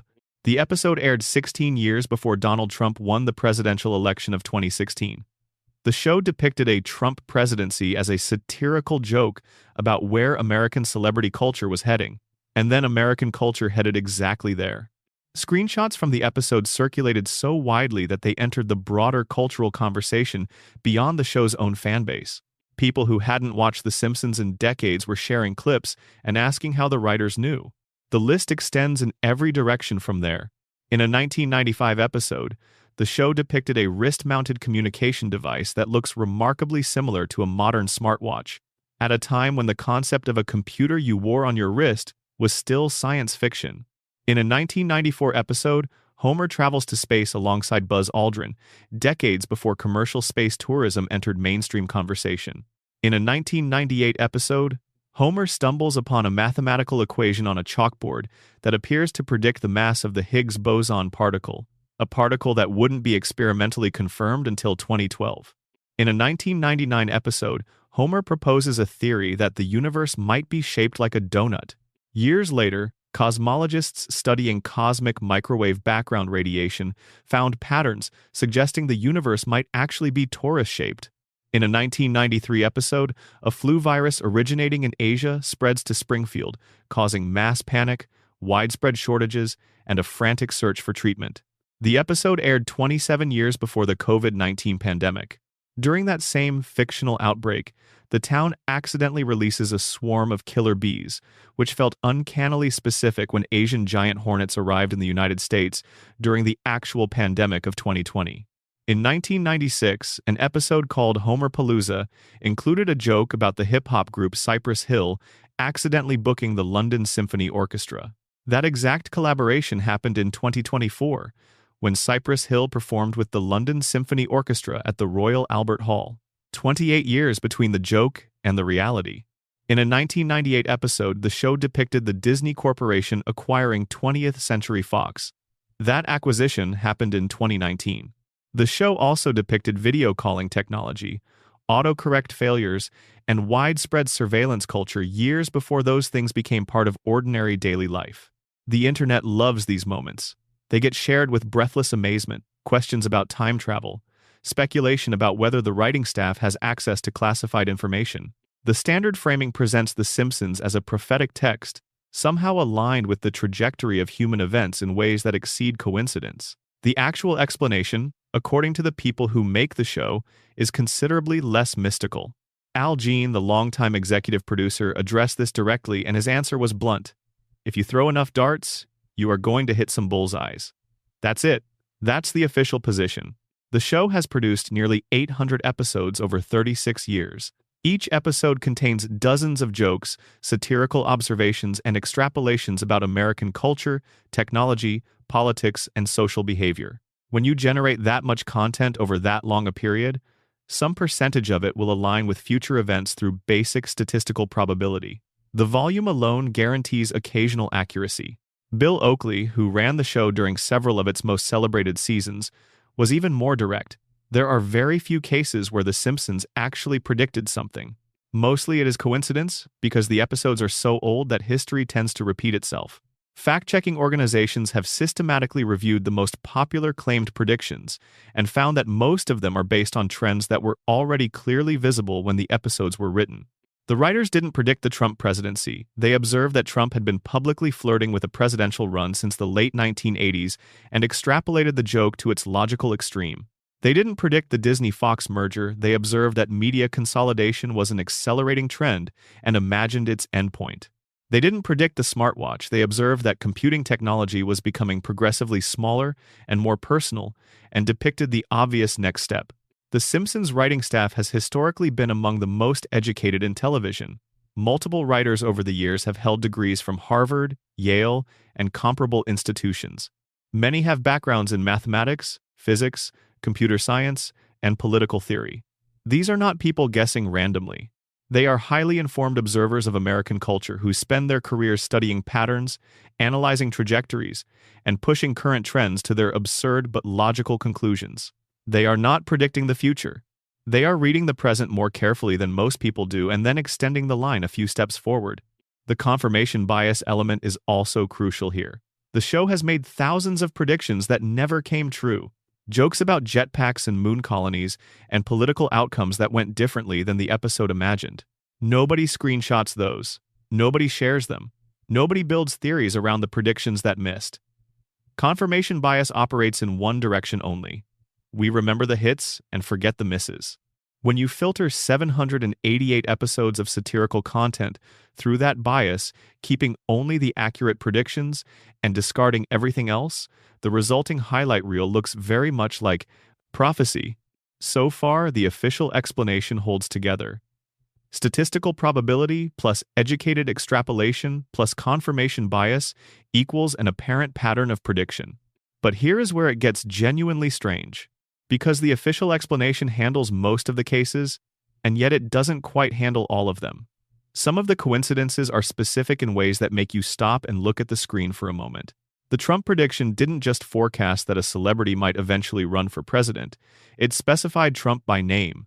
More than that, an episode exists in which Trump is depicted descending an escalator in a visual sequence that closely mirrors the announcement he made in 2015. That is not a vague trend extrapolation. That is a specific physical staging that aligned with a future event. The Siegfried and Roy episode didn't just make a joke about the inherent danger of wild animals in entertainment. It depicted a white tiger attacking one of the performers, which is almost exactly what happened in 2003 when Roy Horn was critically injured by one of the act's white tigers during a live performance. A specific animal, a specific act of violence, a specific kind of performer. These are the ones that make even the show's own creators pause. They say coincidence, but they say it with a slight hesitation. And this is where the meta-theory enters.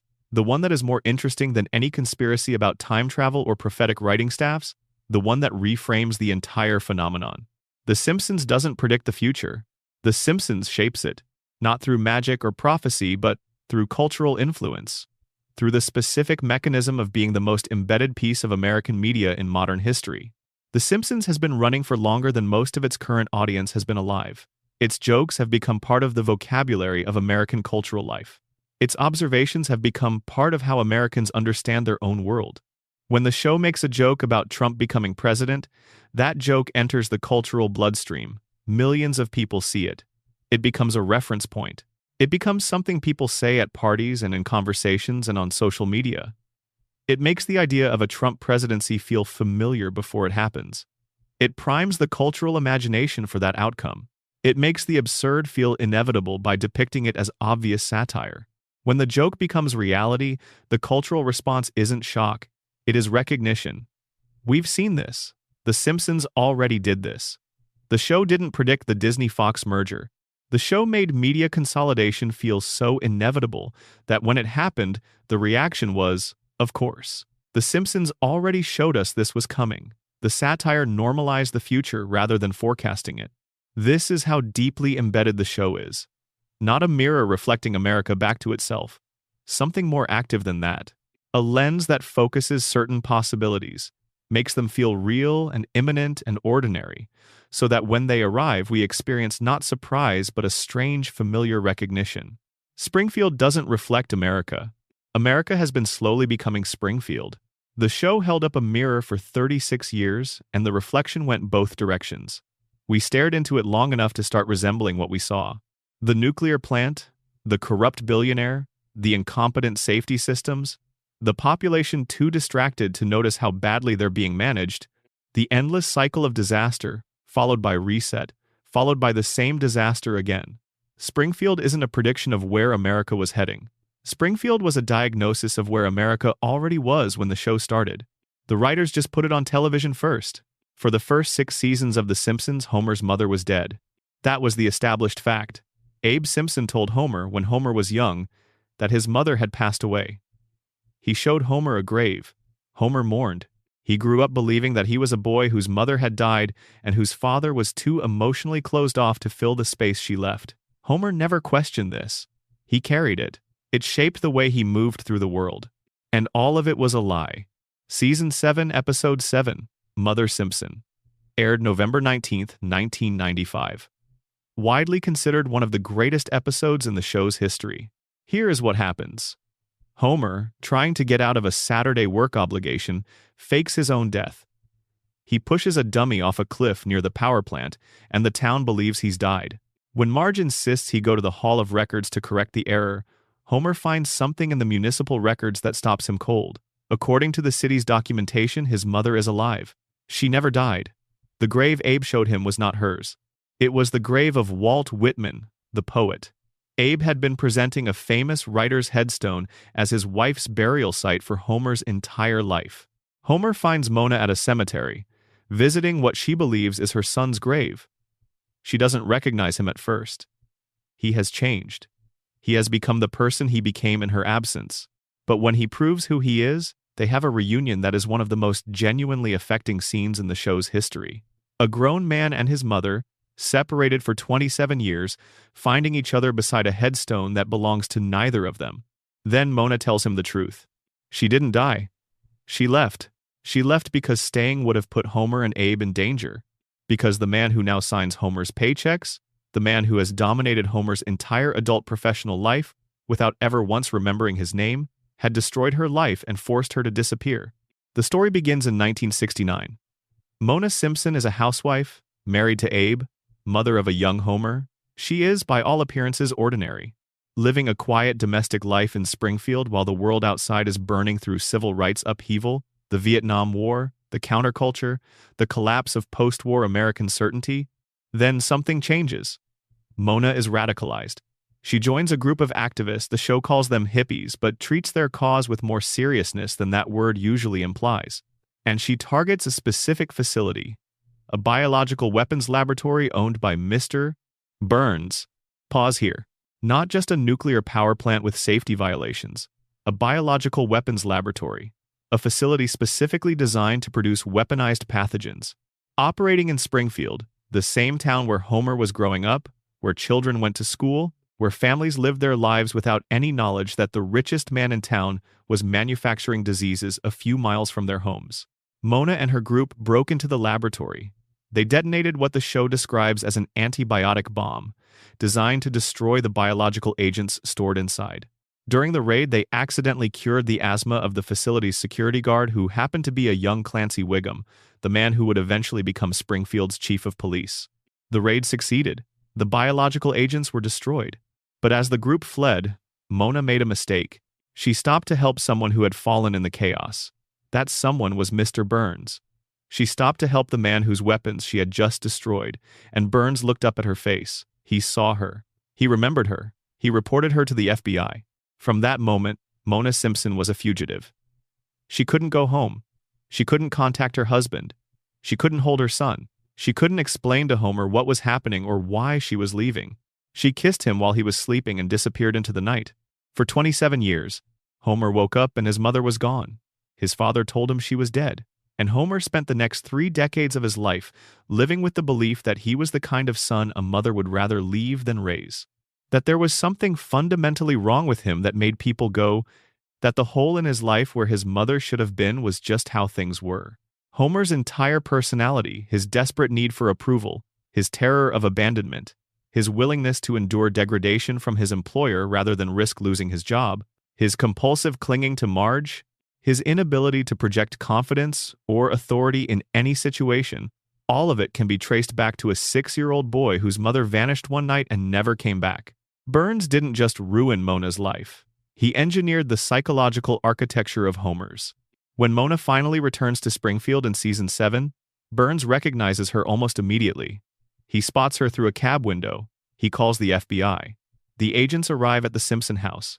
Mona has to flee again. Homer has to say goodbye to his mother for the second time, this time as an adult. This time understanding the full context. This time knowing who forced her out. And here is the part that should bother everyone more than it does.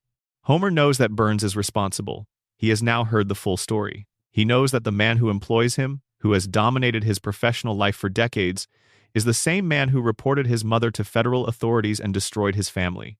He knows this with complete clarity, and he doesn't quit. He doesn't confront Burns. He doesn't even seem to fully process the connection between the billionaire who signs his checks and the billionaire who took his mother away when Homer was 6. Homer's inability to make this connection is not played as a joke. It is played, quietly and without commentary, as tragedy. Because Homer Simpson is not capable of making connections like that. His mind doesn't work that way. Not anymore. The crayon, the radiation, the decades of cognitive erosion from living inside Springfield's contaminated environment, Homer is too damaged to understand the full architecture of his own suffering. He can feel the weight of it. He cannot read the blueprint. That is the conspiracy. Burns didn't just ruin one woman's life. He ran a 3-generation operation. By driving Mona underground when Homer was 6, Burns ensured that Homer would grow up with a specific psychological profile: desperate for approval, incapable of challenging authority, terrified of abandonment, grateful for whatever stability he could find. The perfect employee for a man who needs his safety inspector to be compliant and incurious. The perfect person to have sitting in the chair in Sector 7G, not asking questions, not looking too carefully at the violations, not connecting the dots between the glowing billionaire down the hall and the 3-eyed fish in the river. Homer doesn't work at the power plant because he stumbled into the job. He works there because Burns broke him before he was old enough to know he was being broken. And the broken version of Homer is exactly what that facility requires. The show adds one more layer to this in a later season. It is revealed that Burns once committed a crime that Grandpa Simpson discovered. A deal was struck.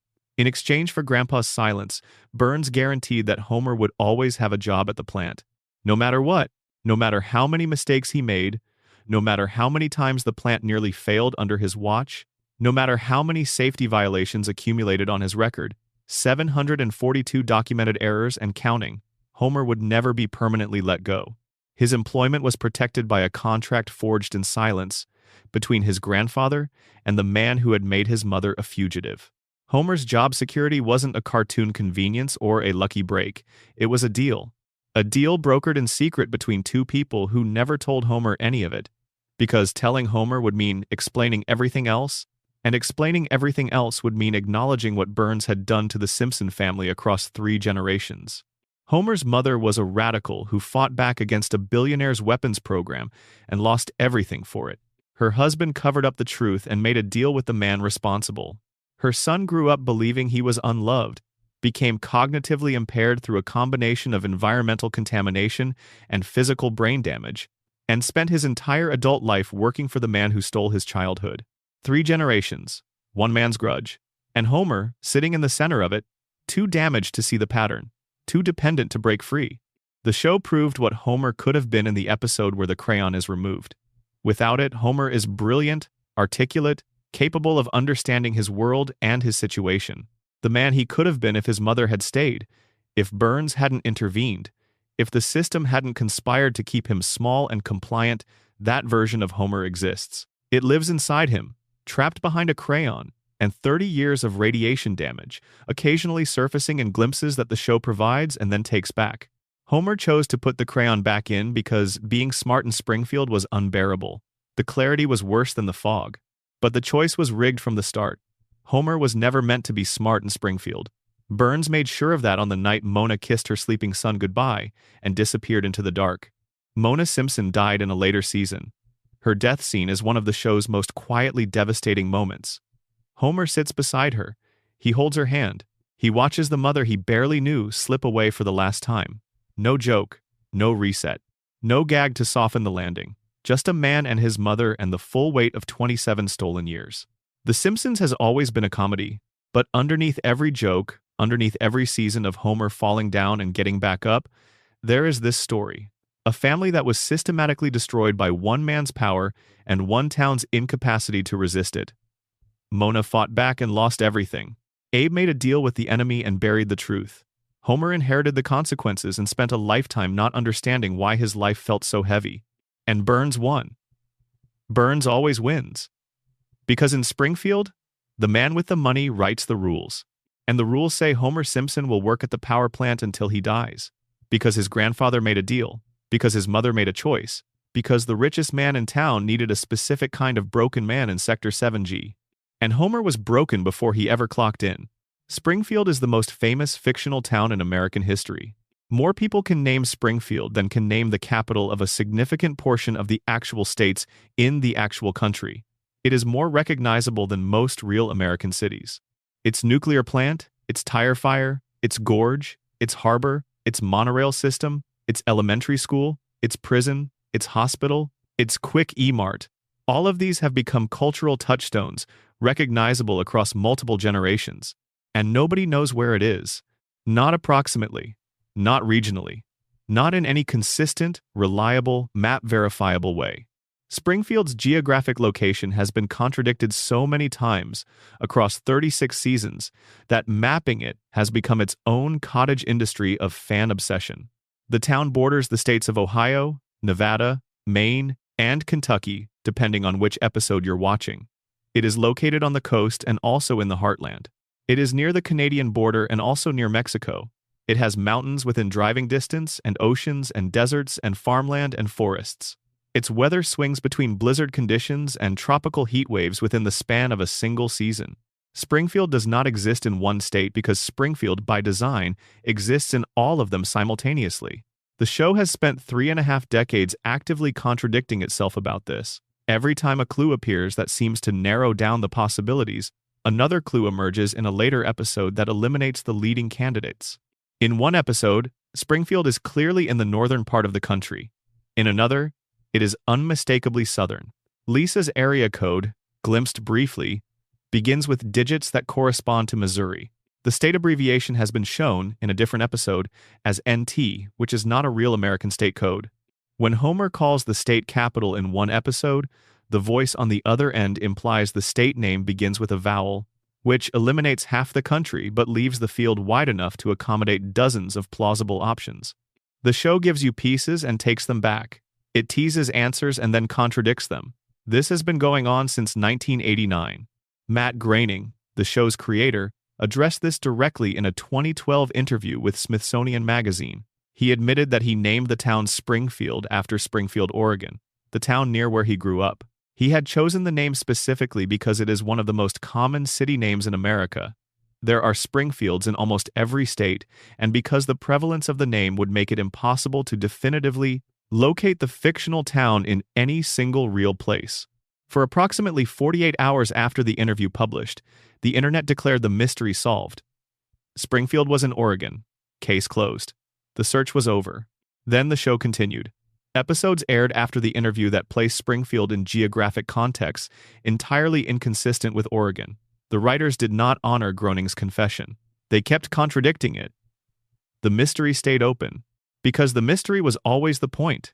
Springfield's geographic impossibility is not a production error or a failure of continuity tracking.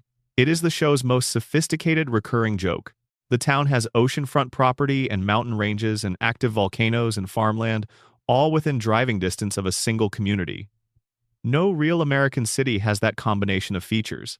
Springfield is an architectural and geographic collage, assembled from pieces of every American place that has ever existed. It has the industrial decay of the Rust Belt and the suburban sprawl of the Sun Belt. It has the small-town insularity of New England and the cultural blankness of the Midwest.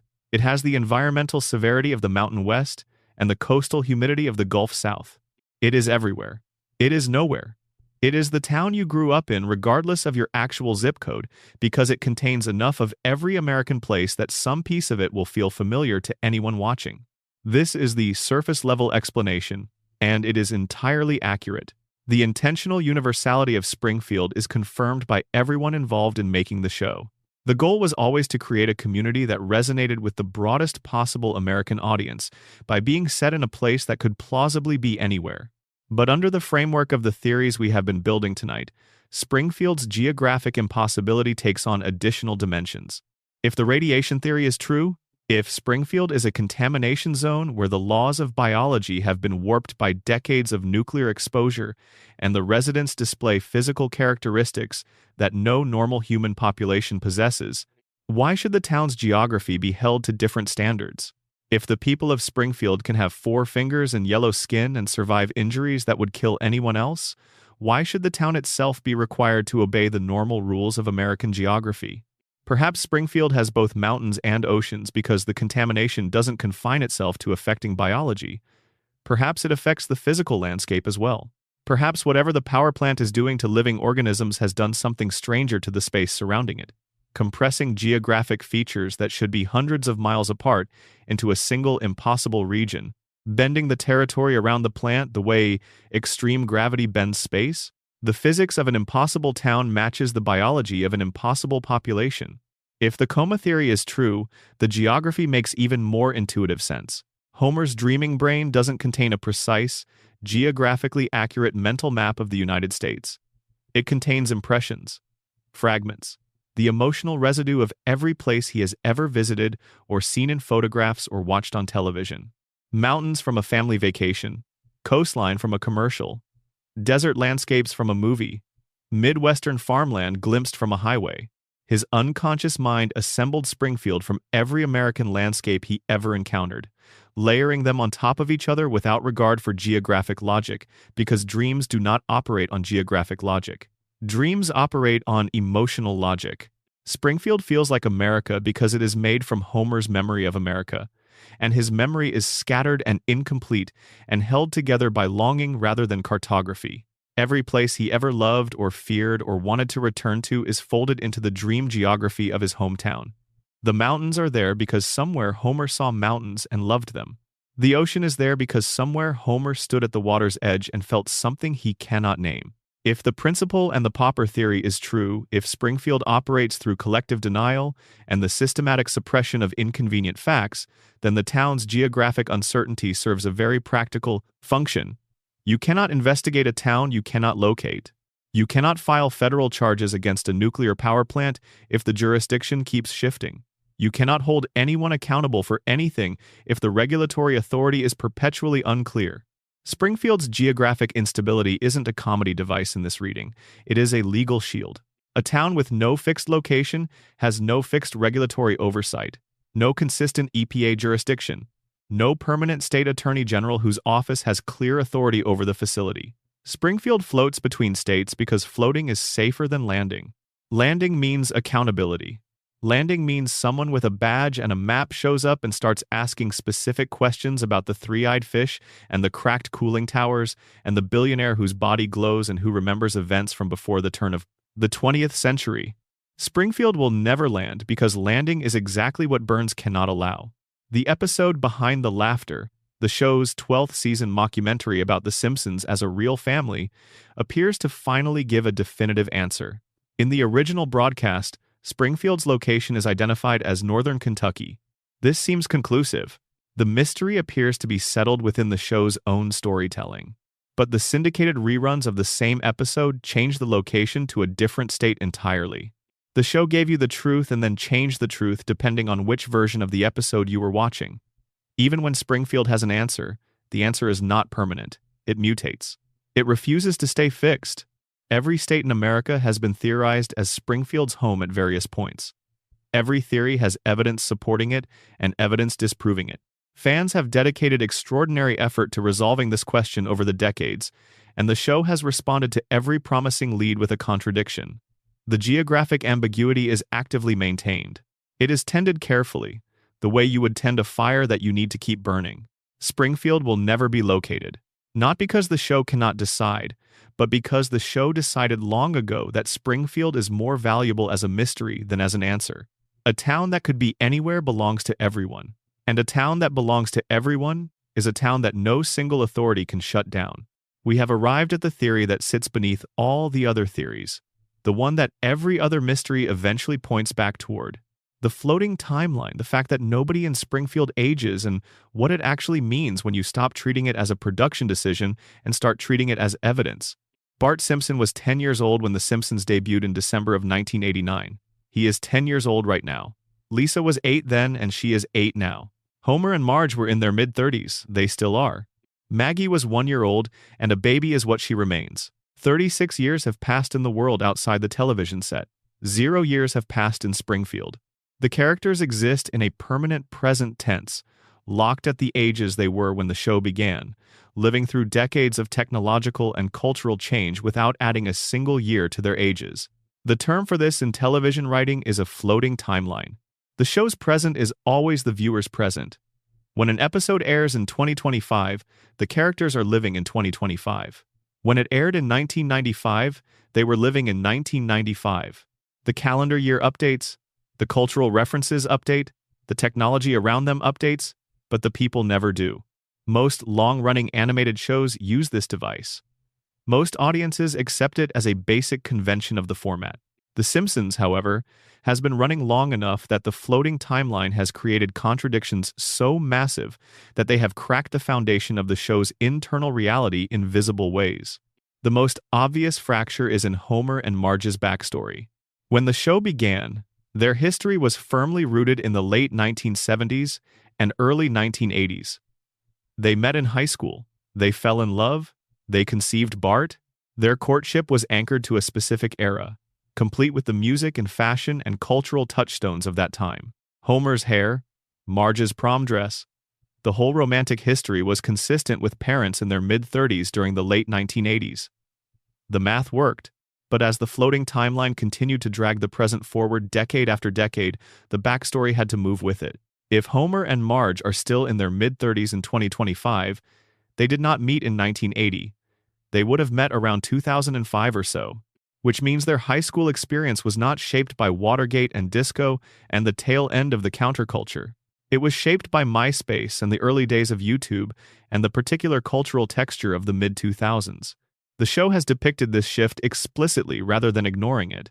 In later flashback episodes, Homer and Marge's youth has been progressively rewritten. They were hippies in one telling, then grunge fans, then something vaguely 90s, then something that gestures toward the early internet era. The love story itself stays the same, the emotional through line of two people choosing each other, but the era keeps sliding forward, and with it every specific memory and cultural reference that used to anchor their origin story. Homer and Marge do not have a fixed past. They have an approximation, a rough draft that gets rewritten every few years to maintain the illusion of a permanent present. Their memories are not stable. Their history is provisional. Now apply the theories to this. Every single theory we have examined tonight converges on the floating timeline. Every one of them arrives at the same conclusion through a different route. The coma theory says nobody ages because they exist inside the frozen mind of an unconscious man. His last conscious memory of his family was from April of 1993, and his brain cannot age them beyond that point because it has no information about who they become. The dream preserves them exactly as they were on the last day Homer saw them. The radiation theory says nobody ages because their biology has been so fundamentally altered by decades of nuclear contamination that normal aging processes have been disrupted at the cellular level. Mutation doesn't just change the structure of the body, it changes the timing of the body.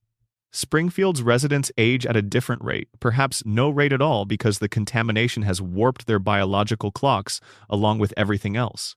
The collective denial theory says nobody ages because Springfield's population has agreed, through their unspoken social contract, to simply not acknowledge that time passes.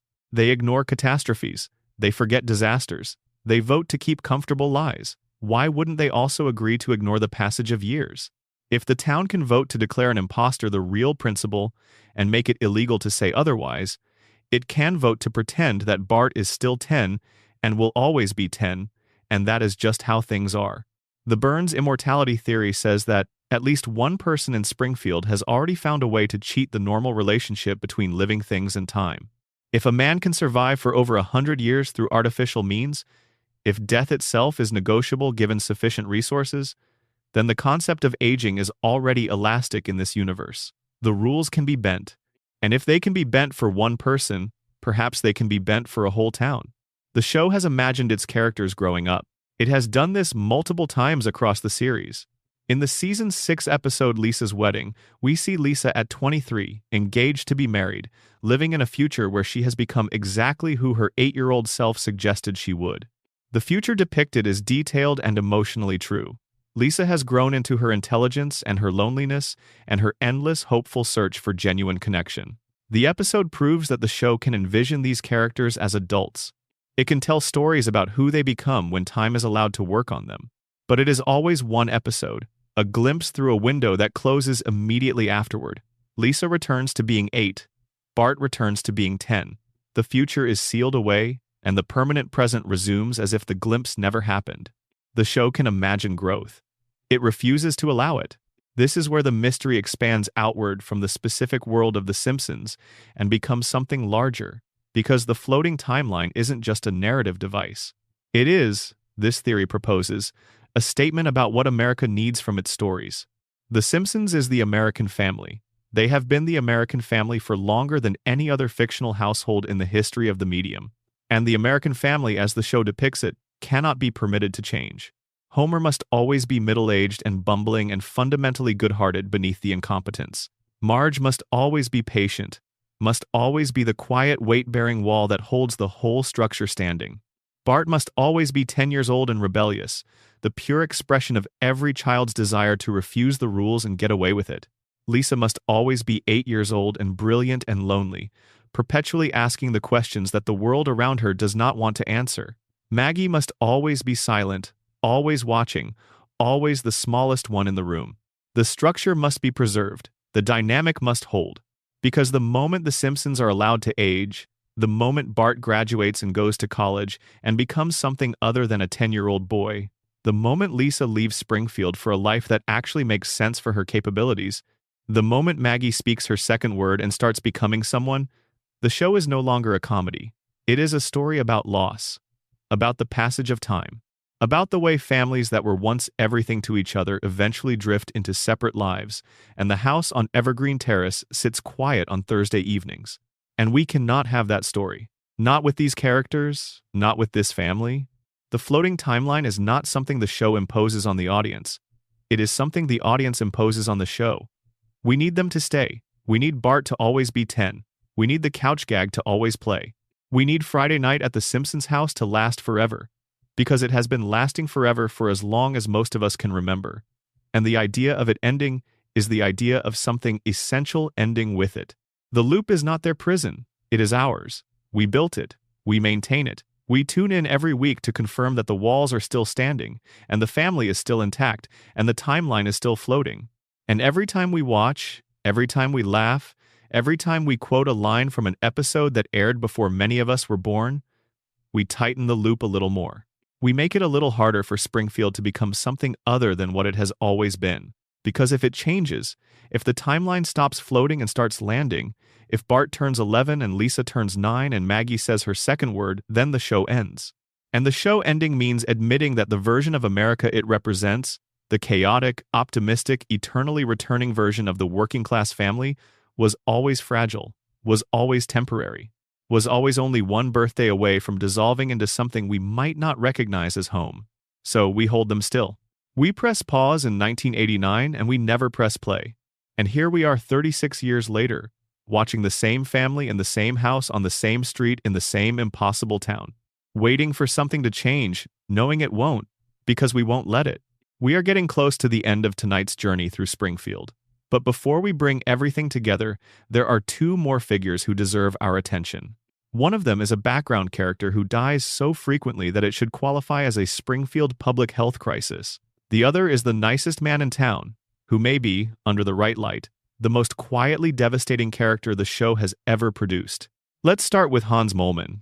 If you have watched The Simpsons for any length of time, you know Hans Moleman. He is the tiny, elderly, nearly blind man who materializes in the background of Springfield scenes and exists almost exclusively to suffer. He gets hit by cars. He gets crushed by falling objects. He gets buried alive. He gets attacked by animals. He gets struck by lightning. He gets incinerated. He walks into traffic and disappears beneath wheels. He falls into holes and off ledges and out of windows. By any reasonable estimate, Hans Moleman is the most frequently killed character in the history of American animation. The show has killed him dozens of times. And this is the crucial detail, not in Treehouse of Horror episodes, not in dream sequences or alternate realities or explicitly non-canonical specials, in regular episodes, in the main storyline. Hans Moleman dies and then appears in the next episode completely unharmed, with no explanation, No acknowledgement that he was dead 2 episodes ago, no resurrection scene or miracle recovery. He just shows up again, ready to die again, in an endless loop of death and return that the show treats as background noise. Most fans accept this as a running gag. Molman dies a lot. It is funny, don't think about it. But within the framework of the theories we've been building, Molman's repeated deaths are something stranger. If the radiation theory is true, Molman could represent the extreme edge of Springfield's mutation spectrum. A man whose biology has been so fundamentally altered by nuclear exposure that his body can reconstitute itself after fatal trauma. He doesn't survive his deaths the way Homer survives injuries. Homer endures damage and heals. Molman actually dies, his body ceases to function and then comes back as if death in Springfield is a temporary condition for certain residents. A biological reset triggered by whatever decades of power plant contamination has done to his cellular structure. If the coma theory is true, Molman serves a different function. He is a minor subroutine in Homer's dream. A filler character that Homer's unconscious mind doesn't care enough about to maintain with consistency. He dies because Homer's dreaming brain occasionally lets minor figures lapse, and he returns because the dream needs a certain number of bodies to populate the background and make Springfield feel like a real town. Molman isn't a person in this reading. He is a prop. A piece of furniture that Homer's mind occasionally breaks and then reassembles because the scene requires it. If the collective denial theory is true, Molman's deaths are just another thing Springfield has decided not to notice. A man dies in public, repeatedly, visibly, in front of witnesses, and nobody investigates. Nobody summons medical assistance. Nobody asks how he keeps coming back. The town has normalized his death cycle the same way it has normalized everything else that should prompt alarm. But here is the detail that pushes Molman's situation from a running gag into something genuinely strange. He has stated his age on screen as 31 years old. 31. Look at him. He appears to be in his 80s or 90s. He is nearly blind. He moves with the frailty of a very elderly person. He has the physical presentation of a man who has lived a long and difficult life. If he is telling the truth and the show gives no indication that he is lying, then something aged Hans Molman catastrophically and prematurely. Something took a man who should be in the middle of his life and turned him into a figure who looks like he is approaching its end. Something that also somehow made him nearly indestructible despite his apparent physical fragility. Something that made death a revolving door. The radiation theory has an answer for this. The coma theory has an answer. The collective denial theory has an answer. The only framework that cannot account for Molman is the one that says The Simpsons is just a cartoon and none of it means anything. Now, Ned Flanders. Ned is the character who occupies the house next door to The Simpsons and who has, across the entire run of the show, functioned as Homer's foil, his mirror image, the version of life that Homer should theoretically want and consistently fails to appreciate. Ned is kind. Genuinely, demonstrably kind. He is generous with his time and his resources. He is devoutly religious in a way that the show occasionally mocks but more often treats with quiet respect. He is physically fit, financially responsible. He is a good father to his sons Rod and Todd. He is a good neighbor to a man who borrows his tools without returning them and ruins his yard and occasionally gets him fired. By any objective measure of conventional virtue, Ned Flanders is a better person than Homer Simpson. More patient, more consistent, more giving, more forgiving. The gap between them in terms of moral character is enormous, and it has always been enormous, and the show has spent 36 years making sure everyone knows it. And the show punishes Ned for it, relentlessly. Ned's wife, Maude, was killed by a misfired t-shirt cannon at the Springfield Speedway. She died because Homer was dodging the t-shirts and they struck Maude instead. Homer's reflexive self-preservation literally cost Ned his wife, and Ned forgave him. Because Ned always forgives. He turns the other cheek. He absorbs punishment after punishment and responds with grace and faith and an unshakable certainty that God has a plan. But there is a crack in the facade, and the show shows it to you in one of its most memorable and revealing episodes. A hurricane destroys Ned's house. The community rallies to rebuild it. The rebuild is done so poorly. Homer oversees much of it, which explains the quality that the structure collapses almost immediately. Ned stands in front of the rubble and snaps. Completely. He has a full psychological breakdown, screaming at the assembled town, saying everything he has held back for years. He insults every person who has wronged him. He says things he has been carrying in silence for decades. And then the community, unable to process this version of Ned, has him institutionalized. At the mental health facility, a therapist works with Ned, and what emerges is extraordinary. Ned's relentless niceness is revealed to be not a natural character trait, but the result of childhood behavioral modification. As a young boy, Ned was violent and uncontrollable. His parents, being committed free spirit types who did not believe in discipline or structure of any kind, brought him to a psychiatrist. The psychiatrist spent years conditioning the aggression out of him through intensive behavioral therapy. Ned's kindness is not who he is.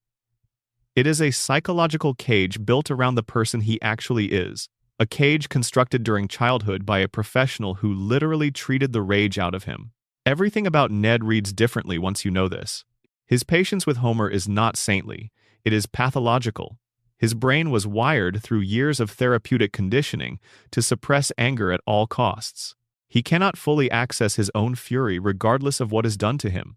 His devout faith is not spiritual conviction in any simple sense. It is a coping mechanism, a framework an artificially constructed gentle person needs to explain why he keeps suffering despite doing everything right. His forgiveness of Homer after Maude's death is not grace. It is the programmed response of a man who was taught as a small child that anger is never acceptable under any circumstances, regardless of what provokes it. The show knows all of this. It has shown you what happens when the conditioning fails. When Ned snaps, the person underneath is not a monster. He is something that in some ways is harder to look at. He is a man in bottomless despair. A man who has done everything he was supposed to do and received almost nothing in return. A man performing goodness because performing goodness is the only response to the world that his mind will allow him, regardless of whether goodness receives any reward. The darkest reading of Ned Flanders is this. He is the saddest character in the entire show. Not Homer, who is largely too cognitively impaired to fully comprehend his own suffering. The fog that radiation and a crayon have placed between Homer and clarity is, in some ways, a mercy. He cannot see the full architecture of his situation. Not Lisa, who is young enough to still carry genuine hope that things might improve if she keeps fighting. Not Burns, who is too powerful and too insulated by wealth to ever have to face what he has done. Ned Flanders, the man who does everything right and receives, consistently and without exception, almost nothing for it. He goes to church every Sunday. He prays. He believes with complete sincerity in a God who within the show's own canonical universe actually exists. The show has depicted God as a real presence. God speaks to Homer multiple times across the series, actual conversations, face to face, confirmed within the show's own logic as genuine divine contact. Homer, who falls asleep in church and once tried to start his own competing religion specifically to avoid going, has had more direct conversations with God than the most devout man in Springfield. God talks to Homer. God ignores Ned. The drunk who dozed through the sermon gets divine conversation. The man who has dedicated every day of his life to faith gets silence. That is not random. That is not cruel coincidence. That is the show making a statement it is too honest about itself to be comfortable with. The Simpsons is telling you that goodness is not rewarded in Springfield. That kindness is not protected by the universe. That faith is not answered. That the system, whether you call it Burns's empire, the radiation contamination, the collective denial, or just the way things have always been, does not care about moral behavior. It cares about compliance. And Ned is the most compliant man in Springfield. He was programmed for compliance before he was old enough to choose. His reward is a dead wife, a collapsed house, a neighbor who will never fully appreciate him, and a God who appears to be talking to everyone in Springfield except the one person who has been listening hardest for 36 years. Ned Flanders is what happens when you do everything right in a system that does not reward rightness. Homer Simpson is what happens when you do everything wrong in a system that does not punish wrongness. They live next door to each other.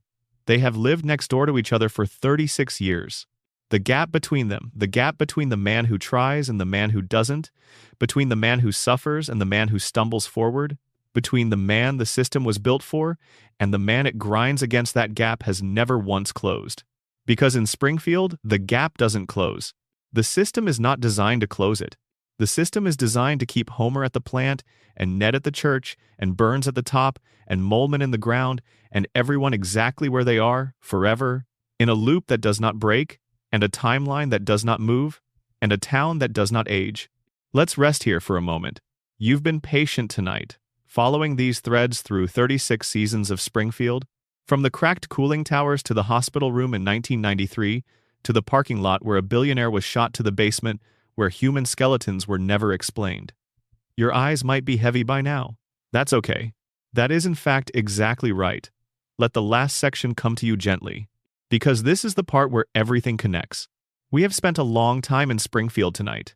We have looked at the nuclear power plant and what it has been doing to the residents. We have considered the possibility that Homer Simpson has been in a coma since April of 1993, and that everything since that moment is a dream. We have reopened the Burns shooting case and found it much less settled than the show would prefer. We have traced Burns's impossible lifespan back through over a century of artificial survival. We have watched a town vote to exile truth and make comfortable lies legally mandatory. We have looked behind Maggie's silence and found something extraordinary operating there. We have counted the predictions that came true and tried to understand what that phenomenon actually reveals. We have followed Mona Simpson's trail from activism to exile and traced the damage it left across 3 generations of a family. We have searched for Springfield on a map and found it everywhere and nowhere at once. We have stared at the floating timeline until we started to understand what it might actually mean.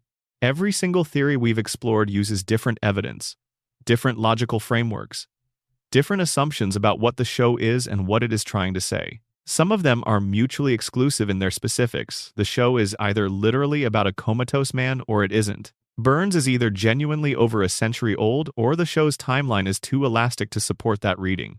But every theory arrives at the same place. Something is wrong in Springfield. Something fundamental. Something structural. Something that goes deeper than animation conventions or episodic storytelling or the inevitable looseness of a show that has been running for 4 decades. Whether the mechanism is radiation, or dreams, or collective denial, or the self-sustaining machinery of one man's unchecked wealth, or some combination of all 4 operating simultaneously, something has broken the normal rules of reality in this particular town. And the show has been telling us about it since the very first episode. Not through dramatic reveals or lengthy exposition, through accumulation, through the slow, patient layering of detail upon detail upon detail until the overall picture becomes, if not undeniable, at least impossible to entirely dismiss. The Simpsons isn't hiding its mysteries. It has never hidden them. It shows them to you every single week. The 3-eyed fish appeared in Season 2, and the question it raised was never answered. The human skeletons appeared in the basement of the plant and were never explained. Homer lost 5% of his brain in Season 4, and the implications of that were never followed. God told Homer his time was coming, and 6 months later, Homer was in a coma, and the show moved on. Burns's body glows from radiation, and the town assumed it was an alien, and nobody revisited the question. Mona Simpson destroyed a biological weapons laboratory, and the existence of that laboratory was treated as a 1-episode piece of backstory, rather than a fundamental fact about what kind of man Burns actually is. The show tells you all of this. It tells you repeatedly, across decades, in various combinations and framings, and then it expects you to shrug and watch the next episode without connecting the dots. Most of Springfield does exactly that, because Springfield cannot afford to connect the dots. We established that in Section 5. If the residents of Springfield followed the evidence to its conclusion, they would have to confront their water supply, their power plant, their employer, their economy. They would have to challenge the entire system that keeps their town running, and the town would not survive that challenge. So they forget. They vote to forget. They make it illegal to remember. And for a long time, the audience did the same thing. We accepted the yellow skin without asking what caused it. We accepted the 4 fingers without wondering what they meant. We accepted Homer's impossible recoveries as cartoon physics rather than as evidence of biological mutation. We accepted the aging freeze as an animated television convention rather than as something the show was specifically, deliberately depicting. We became Springfield. We chose comfortable familiarity over the questions the show was quietly, consistently raising. The theories exist because some people refused that bargain. They looked at Springfield and would not accept the surface version. They followed the evidence. They asked the questions that the characters, damaged and denial-prone as they are, cannot ask from inside the loop. And what they found is a version of Springfield that is stranger and sadder and more beautiful than the one the show presents on its face. A version where Homer's stupidity is a wound left by a system that broke his family before he was old enough to understand what was happening. Where Maggie's silence is the most intelligent response anyone in the family has managed. Where Burns's immortality is the logical endpoint of a century of wealth deployed without accountability. Where Marge's patience is the quiet, load-bearing foundation that holds the entire structure standing, despite everything piling on top of it. Where Bart's rebellion is what it looks like when a 10-year-old perceives, correctly if imprecisely, that the world around him has stopped making sense. Where Lisa, 8 years old and brilliant and perpetually on the outside of every conversation that matters, keeps asking the questions that nobody wants to answer, because she is the only person in Springfield who has not yet agreed to stop looking. These are not lazy cartoon characters. They are, within the logic of these theories, people trapped in a system they did not design and cannot fully see. They are doing what people do when they are inside something broken. They cope. They reset. They love each other imperfectly and they keep showing up. Homer stumbles through the front door at the end of every episode and takes his place on the couch, and somehow, against everything, it is enough. It is more than enough. It is everything. The floating timeline is not a mistake or a convenience. It is the show's thesis statement. We will not let this family age. We will not let this story end. We will watch them sit on that couch every Sunday, and we will feel, even for a moment, that something is still intact, that the house is still standing, that the kids are still young, that there is still time. If the coma theory is true, then Homer is lying in a hospital bed in Springfield General, and his mind is running this whole beautiful, chaotic, impossible simulation because the alternative is too dark to contemplate. He is dreaming his family because they are the only thing worth dreaming about. Every episode, every joke, every strangling and every donut and every couch gag, every moment Marge turns and looks at him with that particular combination of exasperation and love. All of it is a love letter from an unconscious man to the people he cannot reach. And we keep watching because we are part of the dream. We are the ambient sounds drifting into Homer's hospital room. The television in the corner. The voices in the hall. Our laughter is part of what keeps the simulation running. Every time we tune in, every time we start an episode, we are sitting beside his bed in a sense and telling him, not yet, keep dreaming, the family is still there, keep going. Maybe that is why we cannot let them go. Maybe The Simpsons has lasted 36 years, not despite its impossible elements, but because of them. Because a show about a family that never ages, and a town that never changes, and a timeline that never ends is really a show about the one thing human beings have always needed from their stories. The possibility that what we love most might not have to end. Bart is 10 years old tonight. Lisa is 8. Maggie has her pacifier. Homer is coming through the front door. Marge is turning toward him from the kitchen. The couch gag plays. The family sits down together. And Springfield keeps going. Impossible and contradictory and yellow and strange and utterly, irreversibly home. The Springfield nuclear power plant appears in the opening credits of every single episode of The Simpsons that has ever aired.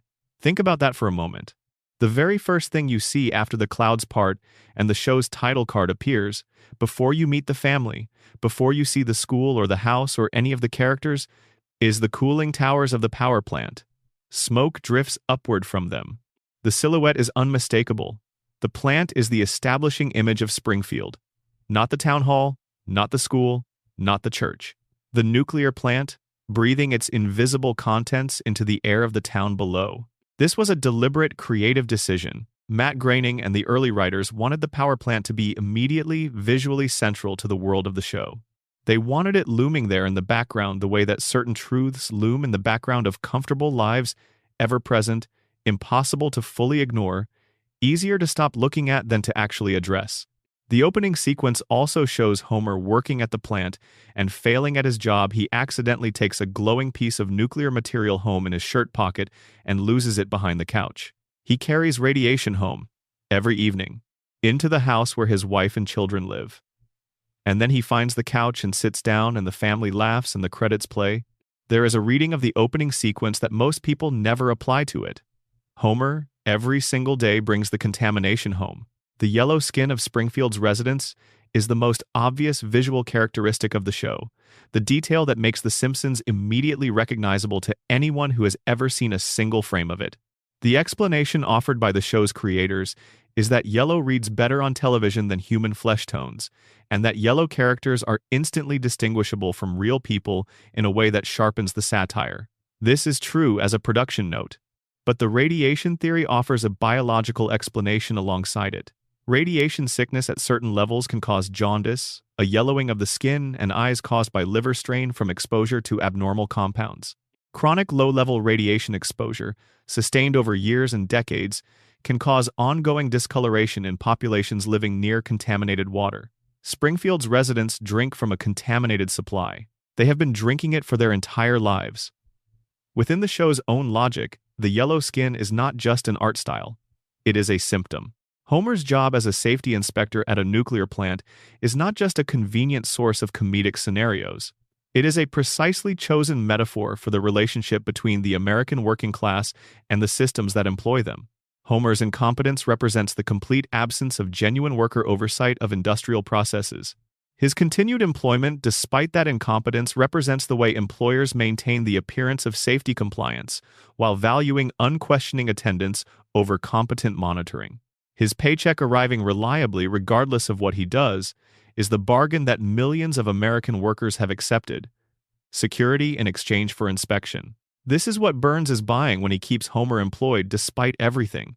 Not just a manageable safety inspector, an embodied symbol of the working class's relationship to industrial capital, essential enough to be kept too financially dependent to ask the questions that would cost Burns money to answer.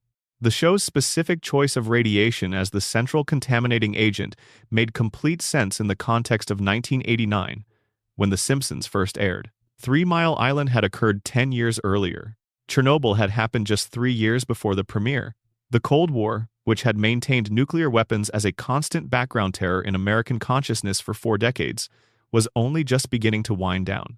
Nuclear anxiety was still very much alive in the culture. The nuclear power plant was the perfect setting for a show about working-class American unease, because nuclear energy in the late 1980s represented everything about modern industrial life that felt out of control, operating on a scale too large and too technical for ordinary people to understand or resist, promising enormous benefits while delivering risks that were invisible and potentially catastrophic in ways that might not manifest for years or generations. The supernatural healing ability Homer displays throughout the series also fits the theory. Certain forms of long-term radiation exposure can, over time, cause the body to develop enhanced cellular repair as a biological adaptation. A body constantly dealing with radiation damage becomes extraordinarily efficient at tissue repair. Homer's body has been healing radiation damage since before he was born. His repair systems are so overbuilt, so constantly in use, that when external trauma occurs, the same mechanisms engage and handle it with efficiency that looks impossible from the outside. He heals fast not because the show needs him to survive, but because his biology has been optimizing for tissue repair his entire life, driven by an invisible threat he has never known was there. There is a specific quality to the way The Simpsons operates in its later seasons that the coma theory explains more elegantly than any other framework: a dreamlike looseness, a willingness to contradict established facts from earlier episodes, a sense that the show's internal rules are being replaced, episode by episode, with new rules that exist only for the duration of that particular story. In the early seasons, the continuity was tight enough that fans could track character histories with confidence. The show built a world and maintained it with enough consistency that viewers felt embedded in it. After Season 4, after the coma, the continuity becomes elastic in a distinctive way. Not randomly broken, but elastic, as though the rules of the world are subject to revision by whatever the dreaming mind needs in this particular moment. Characters remember different things about their own pasts depending on the episode. Physical laws bend more easily than they used to. The stakes of any given disaster are lower, because the world resets with more reliability than it once did. A dreaming mind does this. Dreams have their own internal logic that feels coherent from inside, but appears inconsistent when examined from outside. The coma theory says that the later seasons of The Simpsons are what it looks like when a dreaming mind is doing its best to maintain a complex simulation over a very long period. The broad strokes stay consistent because they are held in the deepest, most stable parts of Homer's memory. His love for Marge, his complicated relationship with Bart, his pride in Lisa, His protectiveness toward Maggie. The surface details fluctuate because the dreaming mind has to generate them fresh each episode without a reliable external reference. Homer's brain knows what his family means to him. It doesn't always know exactly what happened last Tuesday.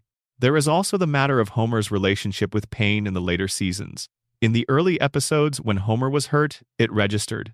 The show acknowledged that being hit by a car was a significant event with consequences.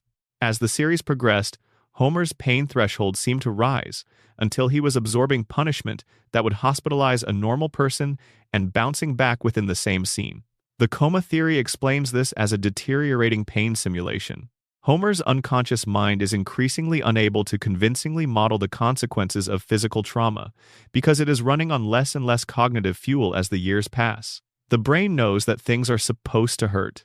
It generates a brief moment of apparent pain.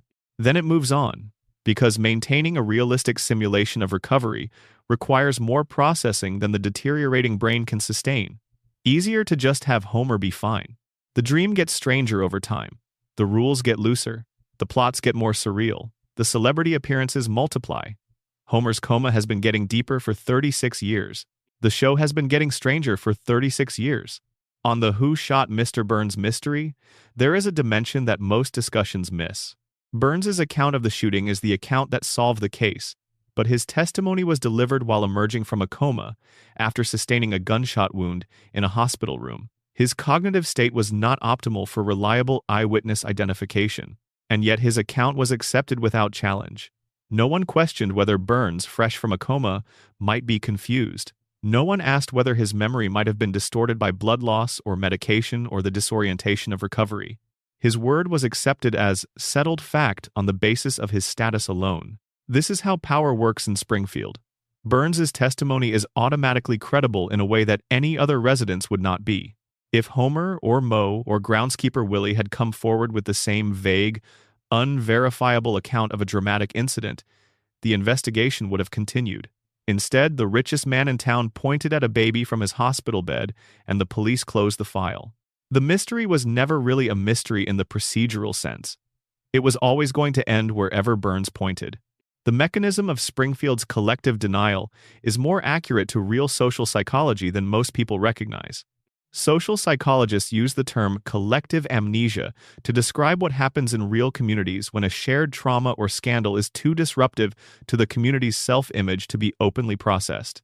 The community finds ways to not talk about it, to redirect attention elsewhere when it comes up. The individuals within the community may retain private awareness of what happened, but the shared social narrative simply omits the inconvenient information.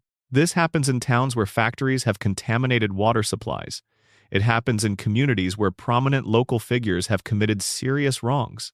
It happens in institutions where leadership has behaved in ways that would, if fully acknowledged, undermine the institution's ability to function. The collective amnesia is not about forgetting, exactly. It is about choosing which memories are permitted to exist in the shared social space, and which ones are quietly placed off limits. Springfield does this openly, efficiently, with a legal decree. Real communities accomplish the same thing through diffuse social pressures. The topic doesn't come up, people who raise it are marginalized, and over time the official silence becomes the official story. Springfield just does it on camera. Maggie's pacifier deserves more attention than it usually gets in discussions of her character. Within the framework of the silence as strategy theory, the pacifier is not just a baby accessory. It is a prop in a performance. Maggie knows that a baby with a pacifier reads as helpless, pre-verbal, incapable of deliberate action. The pacifier signals infancy in a way that nothing else quite does. If Maggie is choosing silence as a strategic posture, the pacifier is part of that choice. She keeps it in place because it reinforces the impression she wants to maintain. A baby with a pacifier is not a suspect. It is not a threat. It is not someone whose activities require close monitoring. The pacifier is her cover story. Look at the moments when Maggie uses it expressively, moving it to mimic pulling a trigger, adjusting it to signal emotional states. She uses it almost as an instrument of communication for the handful of people observant enough to read her signals. The pacifier is not just something Maggie has, it is something Maggie uses. The mechanism by which The Simpsons shapes culture, rather than predicting it, is more specific than the general claim about cultural influence suggests. When a joke enters the cultural bloodstream at the scale that Simpsons jokes operate, it creates a frame, a lens through which similar real-world developments are automatically filtered when they occur. The Trump presidency example demonstrates this clearly. By the time Trump won the election in 2016, a meaningful percentage of Americans had already processed the idea of a Trump presidency through the Simpsons frame. They had already encountered it as a joke, as an absurdist extrapolation, as a punchline about celebrity politics. When the punchline arrived, it did not feel entirely new. It felt like the joke landing. The cultural experience of that presidency was shaped, in a small but real way, by the fact that The Simpsons had already given people a narrative frame for it. Research in cognitive psychology on something called the mere exposure effect suggests that even brief prior exposure to a concept makes subsequent encounters with that concept feel more familiar and more acceptable. The Simpsons, by introducing ideas as jokes, may actually be lowering the psychological threshold for those ideas becoming reality by making them feel less extreme, less impossible. The joke doesn't predict the future. The joke makes the future imaginable, which is the necessary prerequisite for it becoming real. There is a thread in the Mona Simpson story that connects to a larger question about the show's mythology. If Burns operated a biological weapons facility in the same town as his nuclear power plant, the contamination story becomes more complicated than simple nuclear waste. Springfield has been exposed to at least two forms of industrial contamination: the nuclear plant's radioactive output and whatever residual contamination the biological weapons facility left behind when Mona's group destroyed the agents stored inside. The antibiotic bomb may have neutralized the headline threat. But a destroyed biological weapons laboratory is not a clean site. It is a contaminated one.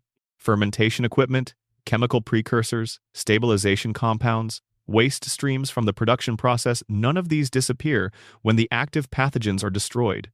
If the facility was never properly remediated, the contamination profile of Springfield is considerably more complex than the nuclear plant alone would suggest. Multiple vectors, multiple contaminants, multiple overlapping effects on the same population over multiple generations. Burns's guilt in this reading compounds. He didn't just run a leaking nuclear facility. He ran a biological weapons program in a residential area and allowed the remains of that program to sit in the town's environment for decades. The geographic instability of Springfield connects to something interesting about the American relationship with place. Americans move more frequently than people in almost any other wealthy country. The attachment to a specific location, the rootedness that comes from having lived in one place for generations, is less common in American culture than in many others.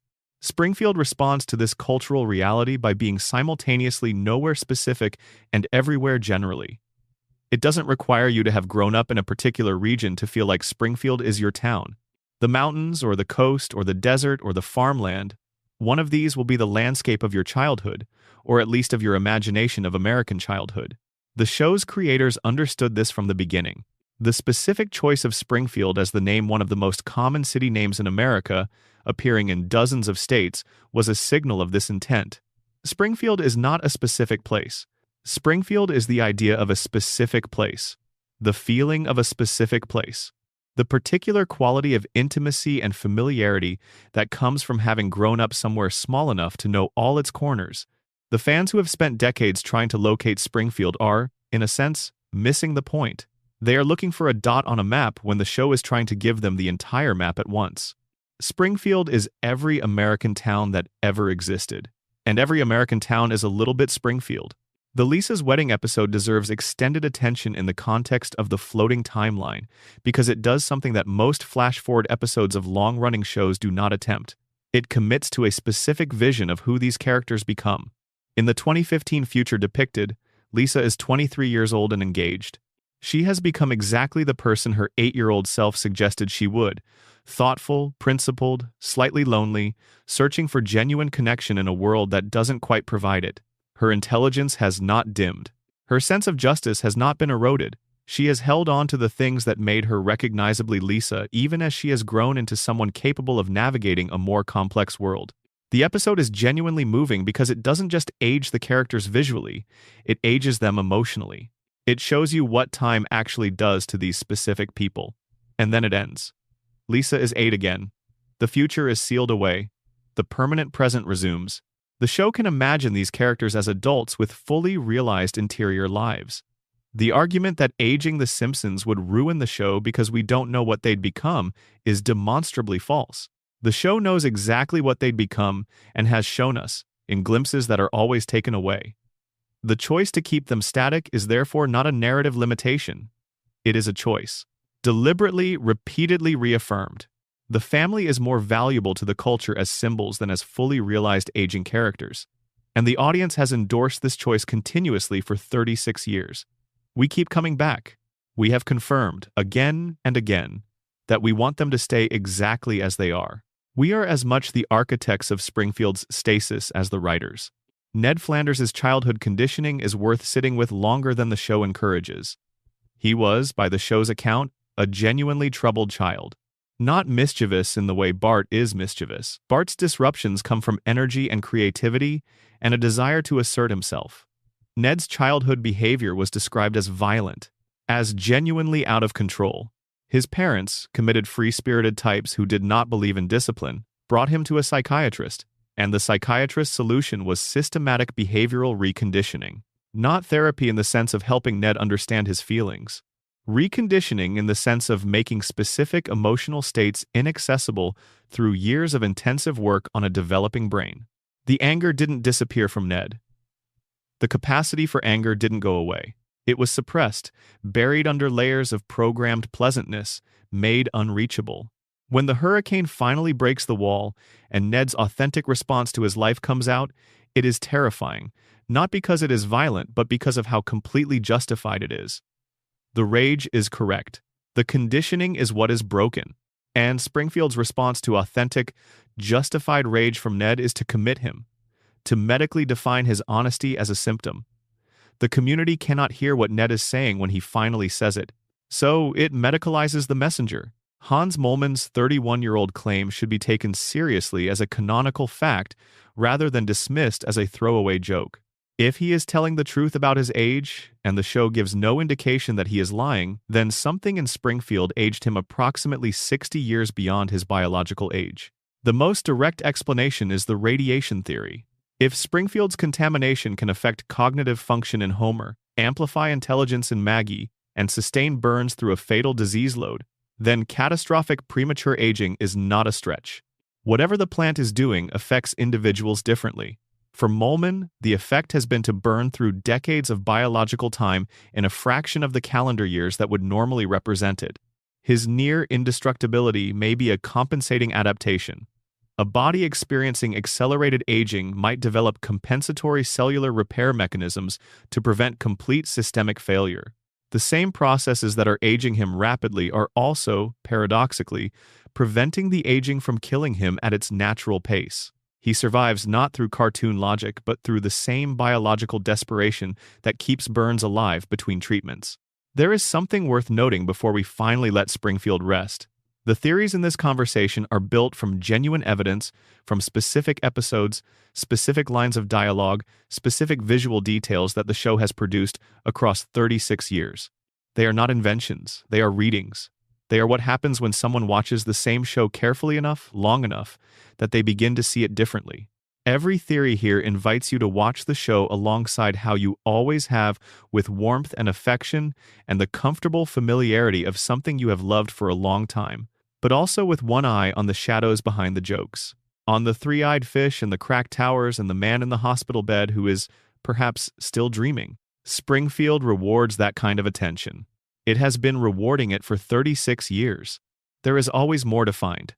What the theories collectively reveal, when you hold them all at once, is something that none of them quite says on its own. Springfield is not a broken town that happens to contain a loving family. It is a loving family that refuses to be broken by the town it lives in. Every mechanism that should have destroyed The Simpsons, every contamination and conspiracy and cognitive damage and economic trap, has failed at its most fundamental purpose. The family is still there, still on the couch, still choosing each other. That refusal is the heart of the show. Everything else is the world it lives in. The contamination theory holds an especially uncomfortable mirror up to the question of memory in Springfield. We have discussed how the radiation may have damaged the cognitive systems responsible for critical thinking. But there is a more specific claim worth examining: the damage may be selective. Not all cognition, but the particular cognitive capacities that enable a person to connect evidence to conclusions, to see patterns across time, to build the kind of causal chain that leads from the three-eyed fish in the river to the cracked cooling tower to the billionaire who employs the safety inspector who is asleep at his desk. These are high-order cognitive functions. They require working memory, attention, abstraction, and the capacity to hold multiple pieces of information in mind simultaneously while searching for relationships between them. These are exactly the functions that chronic neurological impairment tends to affect first, before basic processing, before language, before emotional function. You can have someone who seems fine in conversation, who can navigate daily life without obvious difficulty, who appears to others as simply ordinary, while their capacity for that specific kind of inferential reasoning has been quietly, invisibly compromised. Springfield looks functional. The residents go to work, attend school, shop at the Quickie Mart, watch television, argue with their neighbors. They are not catatonic. They are not visibly impaired in the ways that dramatic cognitive damage typically presents, but the specific capacity to look at the evidence of their own situation and ask the obvious questions. That capacity has been degraded. And that degraded capacity is precisely what Burns requires to maintain his operation. The radiation theory is not saying that Springfield's residents are unintelligent. It is saying that they have been made specifically unable to think about a specific class of problems. Their ability to navigate daily social life is intact. Their ability to recognize that they have 4 fingers and live downwind of a leaking reactor, and that these facts might be related, that is what has been compromised. This is a horrifying kind of targeted damage when you think about it carefully. More horrifying in some ways than simple intellectual impairment. Because simple impairment is visible.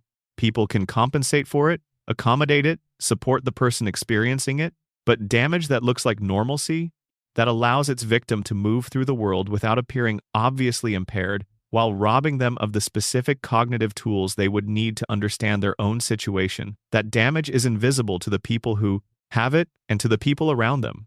Homer is the most visible example of this damage because the crayon makes his case extreme. But Homer is not unique. He is the most extreme expression of something that is happening to the entire population of Springfield at a lower intensity. The residents are not stupid. They are targeted. They have been made specifically unable to think in the direction that would lead to inconvenient conclusions. And Burns has been counting on exactly that for decades. There is a particular quality to Homer and Marge's relationship that comes into focus when you understand this framework. Marge is not cognitively impaired in the same way Homer is. She notices things. She worries about the right things. She has the inferential capacity that Homer lacks. And yet she stays. She stays in Springfield. She stays with Homer. She stays in the house on Evergreen Terrace. The standard reading of Marge's patience is that she loves Homer deeply, despite his limitations, and this is true. But there is another dimension worth considering. Marge has looked at her situation with full cognitive capacity and made a calculation. The calculation is not one she voices explicitly, but the show has depicted it implicitly across hundreds of episodes. She has concluded that the costs of fighting the system, of pulling Homer out of it, of leaving Springfield, of finding a life that makes full use of her capabilities, exceed the costs of managing within it. She has decided that her family, imperfect and damaged and stuck as they are, is worth the sacrifice of a life that might otherwise be fuller. This is not a comfortable conclusion. It is an honest one. Marge is not a victim of her circumstances, in the simple sense. She is someone who has assessed her circumstances with clear eyes and chosen the option that preserves the most of what she values, at the price she considers acceptable. The tragedy of Marge is not that she cannot see her situation. It is that she can see it and she stays anyway. That is a different kind of courage than the one the show usually gets credit for. The coma theory's most haunting implication is one that the fan community rarely discusses directly. If Homer has been in a coma since April of 1993, then the real Simpsons family, the waking world version, has been without him for more than 30 years. Marge has been sitting beside his hospital bed for over 3 decades. Bart has grown up without his father. Lisa has grown up without her father. Maggie has grown up without ever really knowing him, since she was only a baby when he fell. The dream preserves Homer's family as he last knew them, but the waking family has had to find ways to function without the center of their world. The show never shows us this. The show is the dream. but the dream implies the waking reality around its edges. Every time Homer's unconscious mind generates a scene of domestic contentment, every time the family laughs together at something, every time Homer and Marge share a moment of genuine warmth, there is the shadow of the hospital room. The shadow of Marge coming in every morning to sit beside a bed that doesn't move, to talk to a man who doesn't respond, to be present for someone she loves, even though he is not, in any meaningful sense, there. The coma theory makes the show an act of reciprocal devotion. Homer is dreaming his family because he cannot bear to be without them, and Marge is sitting beside his bed because she cannot bear to be without him. Two people on opposite sides of consciousness, holding on to each other in the only ways available to them. Bart, under the coma theory, grows up knowing his father is in a hospital bed, and that the man his father is, the man his father could have been, is accessible only through the occasional good day, the rare moments of apparent responsiveness that coma patients sometimes display. Bart's rebellion, his refusal to conform, his insistence on being exactly and only himself, regardless of what the world wants from him, this takes on additional meaning. It is the behavior of a child who learned early that the people you count on can disappear without warning, who responded to that lesson by becoming someone who could not be disappeared, who could not be quietly managed into compliance, who would always be impossible to completely ignore. Lisa, growing up in the same shadow, responds differently. She turns outward toward ideas, toward justice, toward the project of making the world better than she found it, because making the world better is something she can do when the internal world of her family is beyond her power to fix. Her saxophone, like her mother's patience and her brother's refusal and Maggie's silence, is a way of being present in a situation that offers no good options. She plays because she cannot do anything else that matters as much. The show is all of their responses to the same absence, and Homer, in his dream, has made them all extraordinary in the ways that the absence demanded. There are moments in the series that feel different from everything around them. Not funnier or sadder in a simple sense, but more true. The closing shot of the Mother Simpson episode, where Homer sits on the hood of his car under the night sky after his mother has fled again, is one of the most frequently cited. No joke, no music, just Homer looking up at the stars while the show lets the silence hold. It is the show's most honest acknowledgement that beneath all the comedy, there is a man who has been carrying something his whole life that he doesn't fully understand. The shot lasts long enough that you feel the weight of it. Not the specific weight of the Mona storyline, but the cumulative weight of everything: the mother who disappeared, the employer who forced her out, the father who buried the truth, the radiation that made the connections harder to draw, the job that was given as compensation for a crime Homer never knew was committed against his family. All of it is in that shot. None of it is explained. Homer just looks up at the sky, and then the episode ends. The show does this occasionally, drops the comedy long enough to let you feel the architecture underneath it, and then resumes as if it never happened. These moments are not mistakes or tonal inconsistencies. They are the show showing you what it is actually made of, the way a house reveals its structure when the interior walls come down. And what the structure is made of is grief. The accumulated, unprocessed grief of a man who lost his mother, who never got to know her, who works for the man who took her, who is too damaged to connect the dots, who loves his family with everything he has left after everything else has been taken. That grief is what Homer's dream is made of. It is the fuel that keeps the simulation running. And every episode that ends with the family on the couch, with Homer stumbling through the door and Marge turning toward him, and the kids being somewhere in the house and everything being approximately okay, every one of those endings is Homer's grief finding its answer. The thing he lost returns to him. The family is still there. The house is still standing. The dream gives back what waking life took away. Every single week, that is The Simpsons. After all the theories and all the evidence and all the accumulated strangeness of Springfield, a man who loves his family, a dream that brings them back to him, and the audience that keeps watching because something in us recognizes what he is doing and why. We are all, in our way, dreaming the family back. We are all keeping them on the couch. We are all pressing pause on the moment before everything changes, and watching the same episode again, and feeling for just a little while that the world is the size of a house on Evergreen Terrace, and everyone you love is in it. That is what Springfield has always been offering. That is the theory that explains everything else. Springfield's relationship with celebrity culture in the later seasons deserves its own examination, because it reveals something specific about how the show's world operates that most discussions of it miss. The sheer volume of famous people who pass through Springfield is not just a reflection of the show's cultural status or its writers' connections to the entertainment industry. Within the story logic of the coma theory, it is evidence. It is the most visible symptom of a dreaming mind receiving external stimuli. Consider the pattern of how celebrities appear in the show. In the early seasons, guest appearances were rare and usually tied to the episode's specific story in a meaningful way. As the seasons progressed, the appearances became more frequent, more loosely connected to the story, more random in their logic. Why would this particular famous person be in Springfield? The episode often doesn't work very hard to explain. They just show up. The show introduces them and moves on. A dreaming brain receiving fragmentary audio signals from a hospital room would produce exactly this pattern. In the early years of the coma, when the brain was still more coherent, still maintaining the dream with more consistency, the external stimuli that leaked through would have been more carefully integrated. A name heard on a television in the corner would become a character who made narrative sense within the story being constructed. As the brain deteriorated, the integration became less careful. Names and voices would leak in and get dropped into the dream more arbitrarily, without the editorial processing that the earlier, more coherent dreaming mind would have applied. The golden era of The Simpsons corresponds, under this theory, to the period when Homer's dreaming brain was still functioning at a high enough level to build a coherent and emotionally resonant narrative. The later seasons correspond to the period when the brain has been running the simulation for so long on so little remaining function that the dream is beginning to fray at the edges. The plots are less coherent. The character motivations are less consistent. The world follows rules that the earlier show would not have accepted. This is not a creative failure. It is a neurological symptom. The compassion the coma theory generates for later season Simpsons is real, and it changes how you watch those episodes. What reads as lazy writing from the outside reads as tragedy from the inside. The dream is trying. The brain is still running the simulation.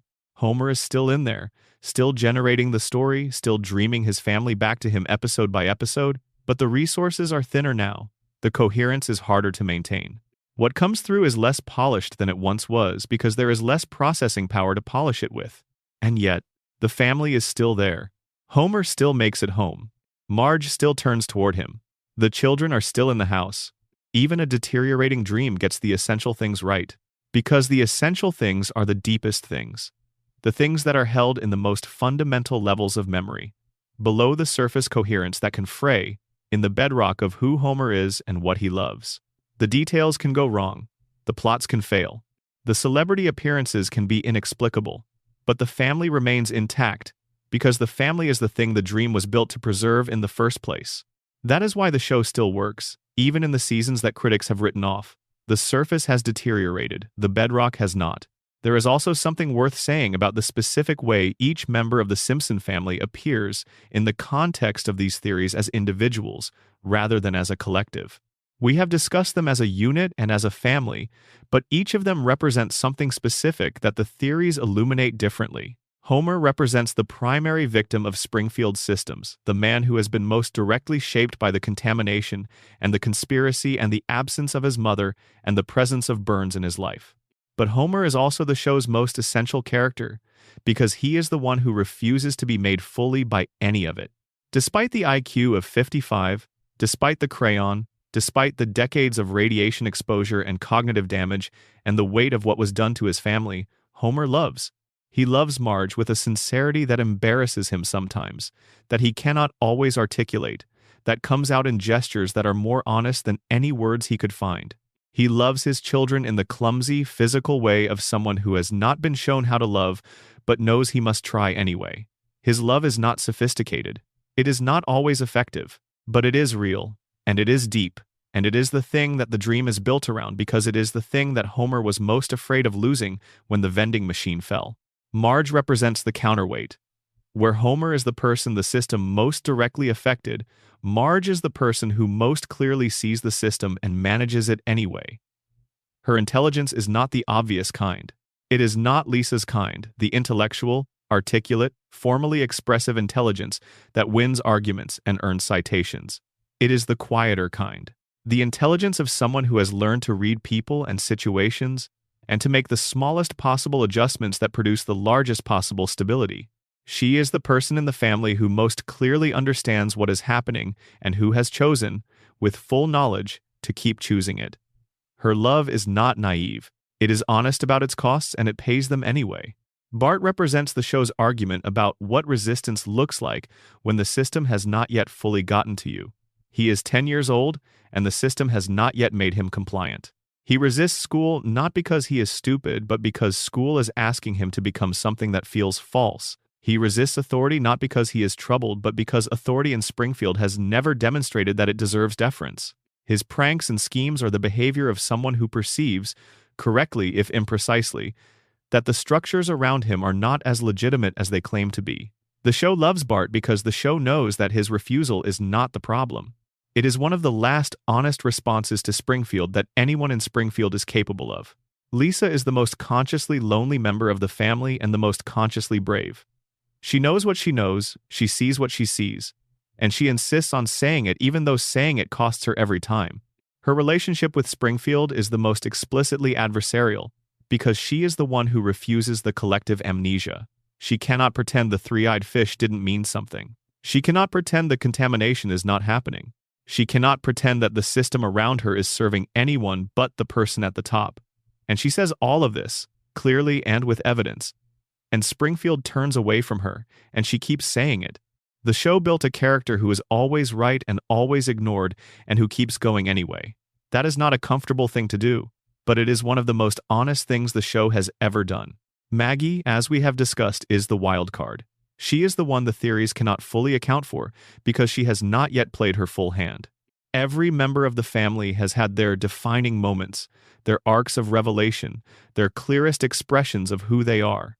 Maggie has had glimpses, the shooting, the daycare, the moments when the intelligence behind the eyes becomes briefly visible.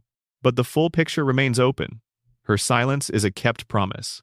She has decided not to show what she knows yet, and she has maintained that decision for 36 years with a discipline that no other character in the show can match. When she finally speaks when the second word comes, when the silence ends, it will be the most significant event in Springfield's history. Not the shooting of Burns, not the dome, not the exposure of Skinner's identity, Maggie speaking. Deliberately, strategically, at a moment of her own choosing. The show has been building toward it. We may never see it, and that might be the most honest thing of all. The theories we have spent this evening exploring are, each of them, a way of loving the show more precisely. Not instead of loving it for what it shows on the surface. Not as a replacement for the warmth of the jokes and the familiar characters and the comfort of spending time in Springfield. But alongside all of that, as an additional layer of appreciation for a show that has been doing far more than it appears to be doing for 36 years. The Simpsons is a masterpiece in the way that certain sprawling, imperfect, endlessly generative works of art become masterpieces not through formal perfection but through the accumulation of meaning over time, through the layers that build on layers, through the way that returning to the same material again and again with fresh attention keeps revealing things that were not visible before. Homer's face means something different after you have sat with the coma theory. The plant's cooling towers mean something different after you have sat with the radiation theory. Ned's smile means something different after you understand what it costs him. Maggie's silence means something different after you understand it as a choice. Every theory is an invitation to watch again, to look again, to ask the questions one more time and see if the answers have changed. And in Springfield, unlike in most places, the answers are always changing. The show keeps generating new readings of itself, not because the writers keep adding new material designed to support them, but because the accumulated weight of 36 years of storytelling is rich enough to sustain interpretations that the writers themselves have never explicitly intended. The show is bigger than its creators now. It belongs to the culture in a way that means new eyes will keep finding new things in it. The theories will keep generating. The connections will keep being drawn. Springfield will keep revealing itself to people willing to look. That is the mark of something that has genuinely entered the shared human imagination.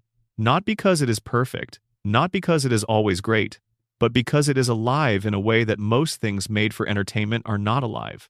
It continues to generate meaning beyond its own intentions. It continues to mean more to the people who love it than the people who made it could have fully predicted or controlled. That is Springfield. That is The Simpsons. Impossible and contradictory and yellow and strange and endlessly irreversibly alive. The theories don't explain the show. They join it. They become part of the vast, ongoing conversation that Springfield has been having with its audience since the very first episode. And that conversation, like the show itself, like the dream it might be, like the family at its center, shows no signs of stopping. There is a quieter layer to the Burns story that the show has never quite addressed directly, and it has to do with what the man actually believes about himself. Burns is not depicted as someone who experiences guilt. His schemes are executed without visible remorse. His cruelty toward the people of Springfield, the contamination, the monopoly, the deliberate maintenance of conditions that damage the town's population, is presented as the natural behavior of someone for whom other people simply do not register as fully real. But the show also depicts Burns in occasional moments of something that might be called loneliness.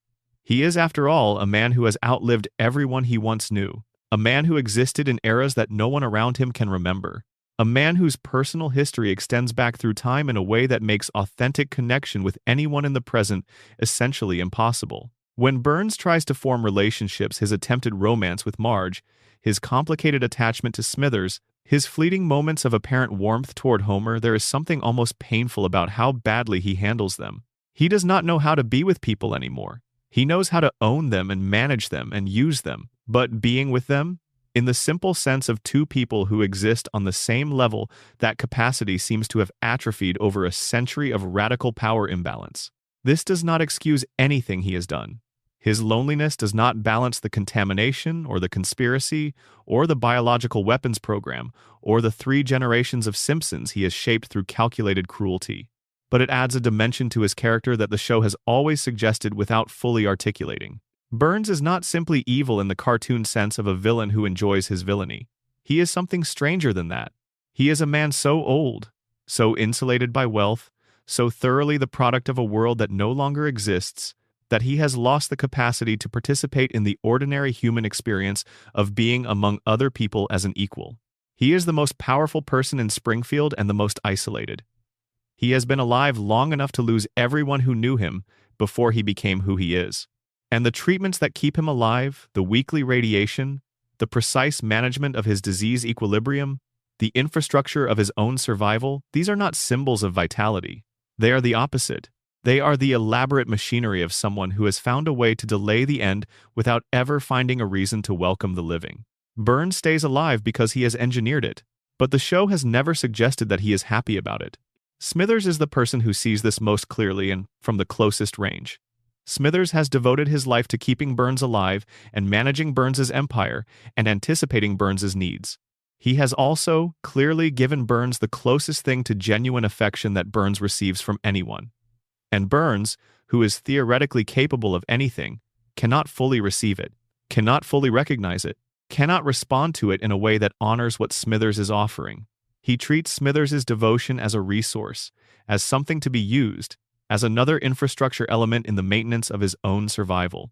The relationship is not indifferent on Burns' side. He cares about Smithers in his way, but it cannot be equal, because Burns no longer has the capacity for equality with anyone. This is, among other things, what radical longevity without corresponding wisdom looks like.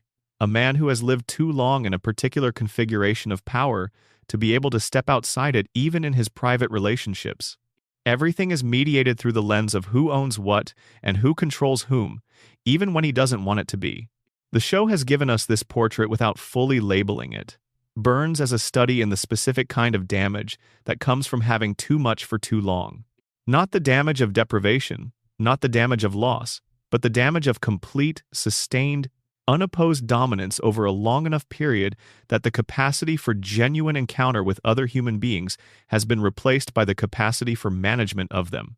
And the people he manages Homer most visibly, but all of Springfield in a broader sense, have their own damage. The contamination, the cognitive impairment, the collective amnesia, the inability to connect evidence to conclusion. The Springfield that Burns has created, the Springfield that serves his needs, is a town full of people who have been made just damaged enough to be manageable without being so damaged that they cannot perform the functions he requires. It is a delicate calibration, and Burns has been maintaining it for decades with the precision of someone who has had a very long time to get it right. There is one more thread worth following, and it connects back to something we touched on early in the evening. The question of what Springfield's residents owe each other.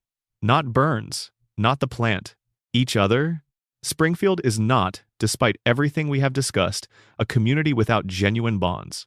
The show has always depicted, alongside the contamination and the denial and the dysfunction, a real web of neighborly connection. People know each other. They show up for each other in crisis. They form genuinely warm relationships that persist across the show's decades. Moe's Tavern is a terrible bar run by a complicated man, but it is also a genuine gathering place where real friendship happens. The Simpson family's neighborhood has genuine community to it, beneath the absurdity. People help each other with the kind of unthinking mutual aid that only comes from people who have lived beside each other long enough to know when help is needed. This is also part of what Burns has never managed to destroy. He has damaged the town's cognition. He has poisoned its water. He has owned its economy and its political system and its medical infrastructure. But he has not been able to take the particular human thing that happens when people share a geography long enough to care about each other. The community persists. The warmth persists. Springfield keeps showing up for itself even as it fails to see itself clearly. This is a hope that lives inside the darkest readings of the show. Even if the radiation theory is entirely correct, even if the collective denial is as complete as the principal and the pauper depicts it, even if Homer has been dreaming since 1993 and the coma is real, and the town is a contamination zone, and Burns has engineered 3 generations of a family's suffering, the people of Springfield still bring casseroles to each other when someone is sick. They still gather at town meetings even if those meetings produce catastrophically wrong decisions. They still love their children, and their neighbors, and their town, and each other, with a persistence that the circumstances around them have not been able to erode.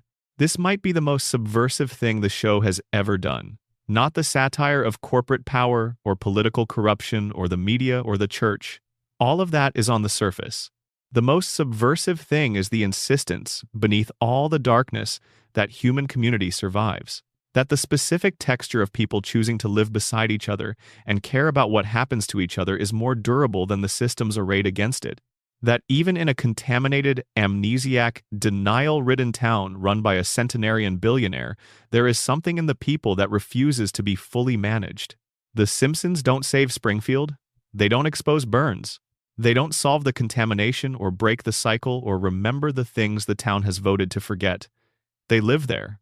They keep living there.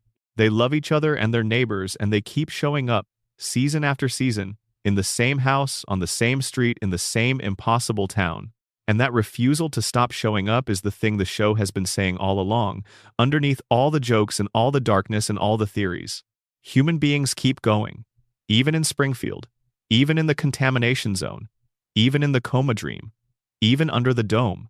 They keep going. The sun rises over the nuclear plant every morning in Springfield, and the yellow people wake up with 4 fingers and bulging eyes and hair that defies gravity, and they make coffee and send their children to school, and go to work, and come home, and sit on the couch and watch television, and laugh at things, and argue about things, and love each other imperfectly, and do it all again the next day.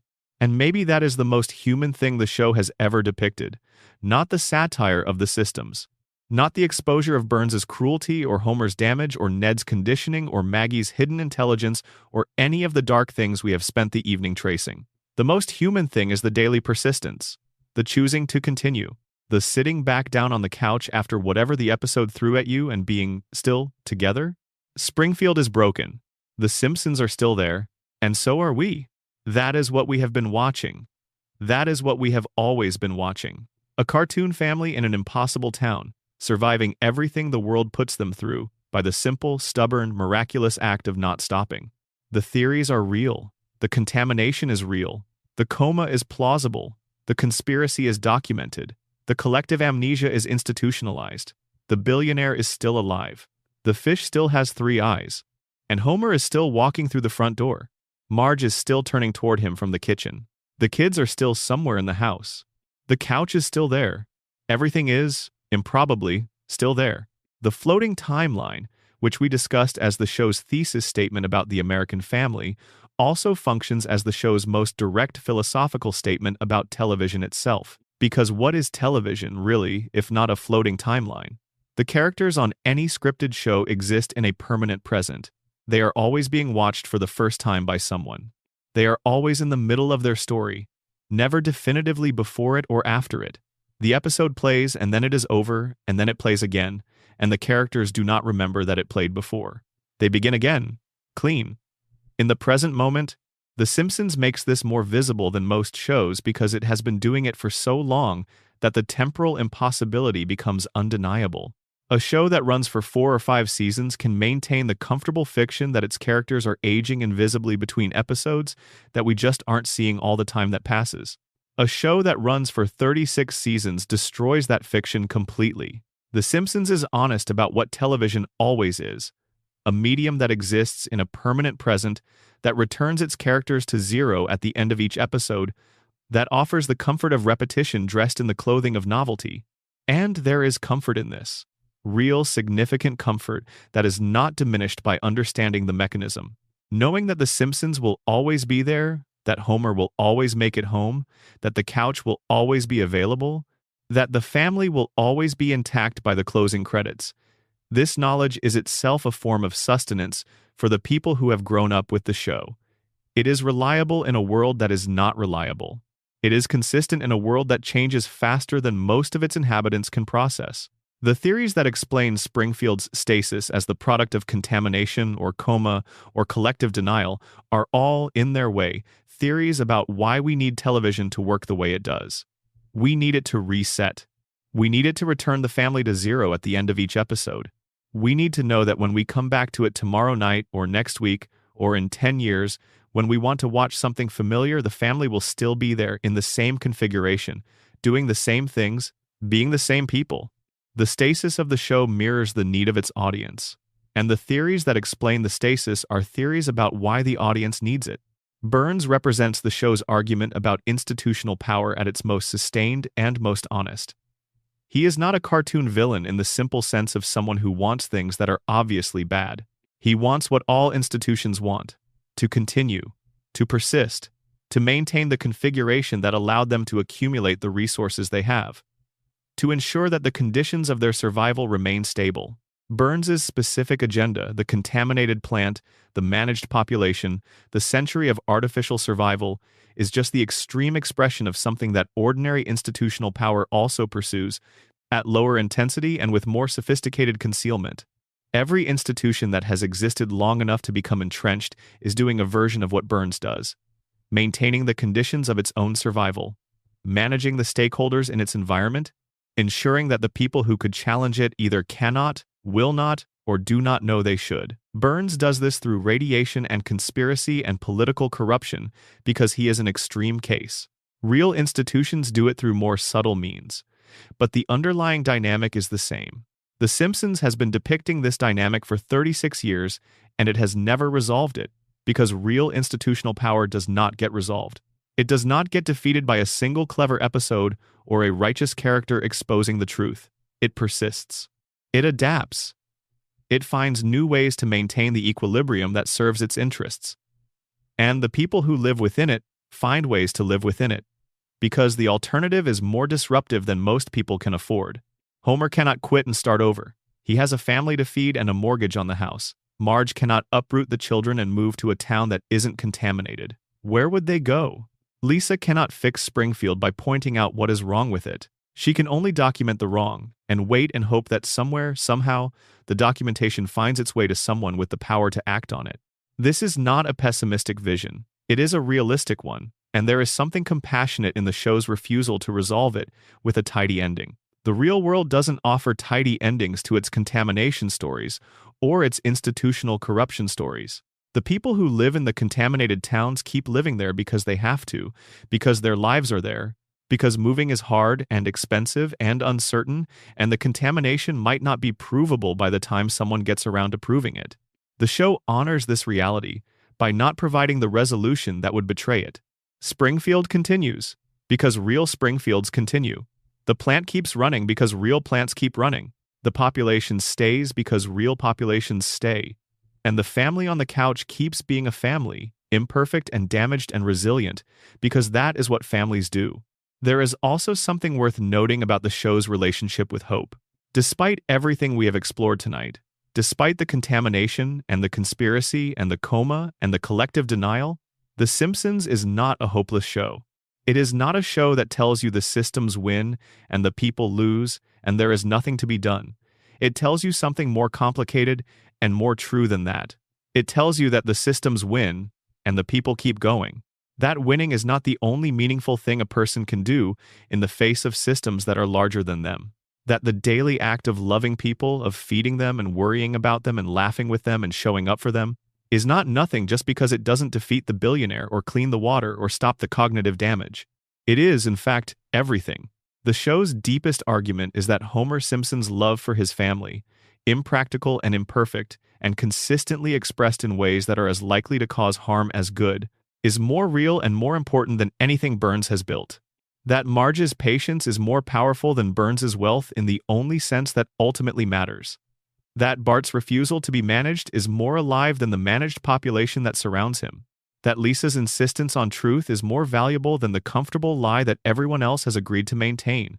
That Maggie's waiting is wiser than all the speaking around her. The systems are real. The damage is real. The contamination is real. And the love is more real than any of it. The Simpsons has been saying this for 36 years in the only way it knows how, by putting the family on the couch together every Sunday night and letting them be together for half an hour before the credits roll and the week begins again. The credits will roll tonight too, and the week will begin, and you will sleep, hopefully, and wake up, and the day will begin, and the Simpsons will still be there waiting for you in whatever way you find them on a streaming service or a late-night rerun or a clip someone sent you because it seemed relevant to something you were talking about. They will be there. Homer will still be at the plant. Marge will still be in the kitchen. Bart will still be exactly 10 years old. Lisa will still be playing her saxophone. And Maggie will still be watching and waiting and knowing things that none of the rest of them suspect. Springfield is still out there, somewhere on a map that shifts when you try to pin it down, under a sun that was once blocked and then came back, above a water table that has been quietly accumulating the evidence of decades, in a house that has survived everything the world could throw at it. The cooling towers are still breathing. The loop is still running. The dream is still going. And every theory we have explored tonight is still true, in its way. In the way that the best theories are true, not as the final answer, but as a better question, a more interesting way to look at something you thought you already understood. A reason to watch again, and look again, and find again the things that have always been there, waiting for you to be ready to see them. Springfield will be here when you come back. It always is. The dream is still running. Homer is still on his way home. The couch is still there.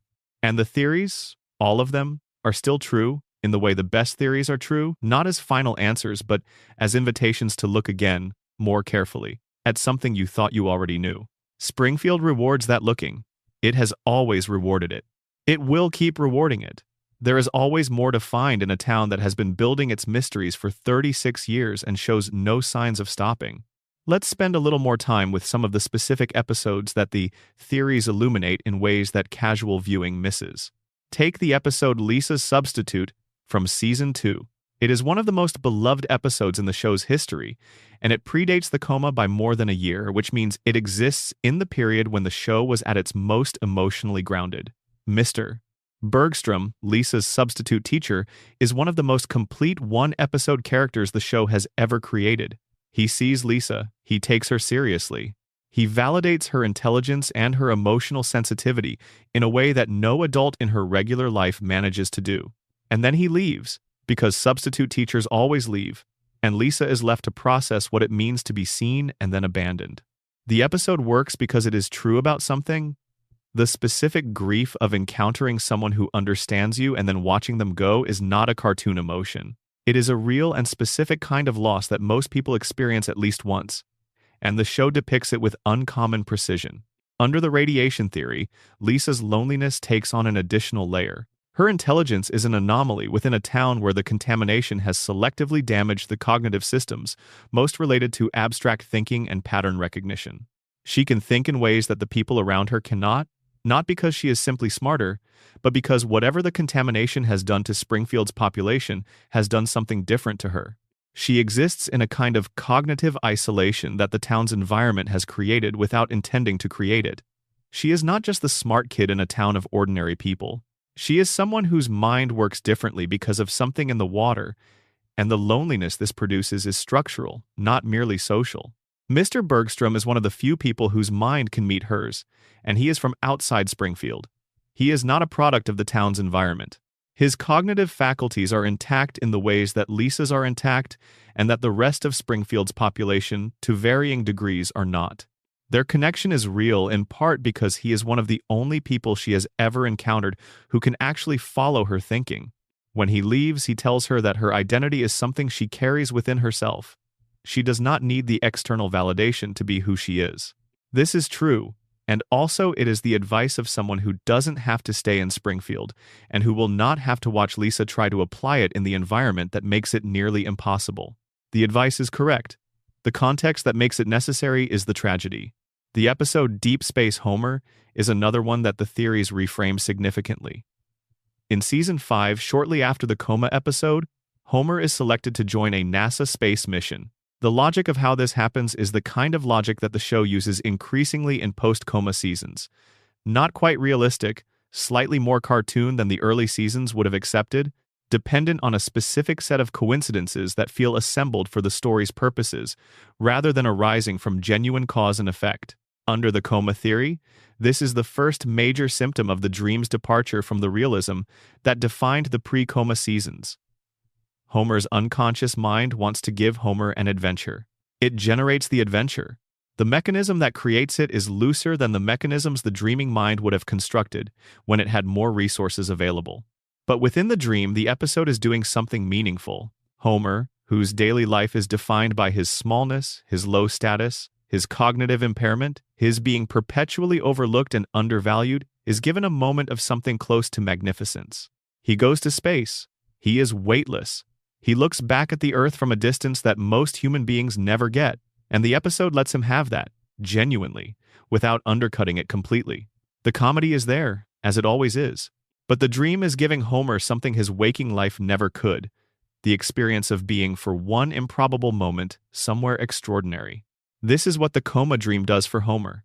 It gives him the experiences that his real life, limited by his cognitive damage and his economic situation and the weight of everything Burns' system has done to his family, could never provide.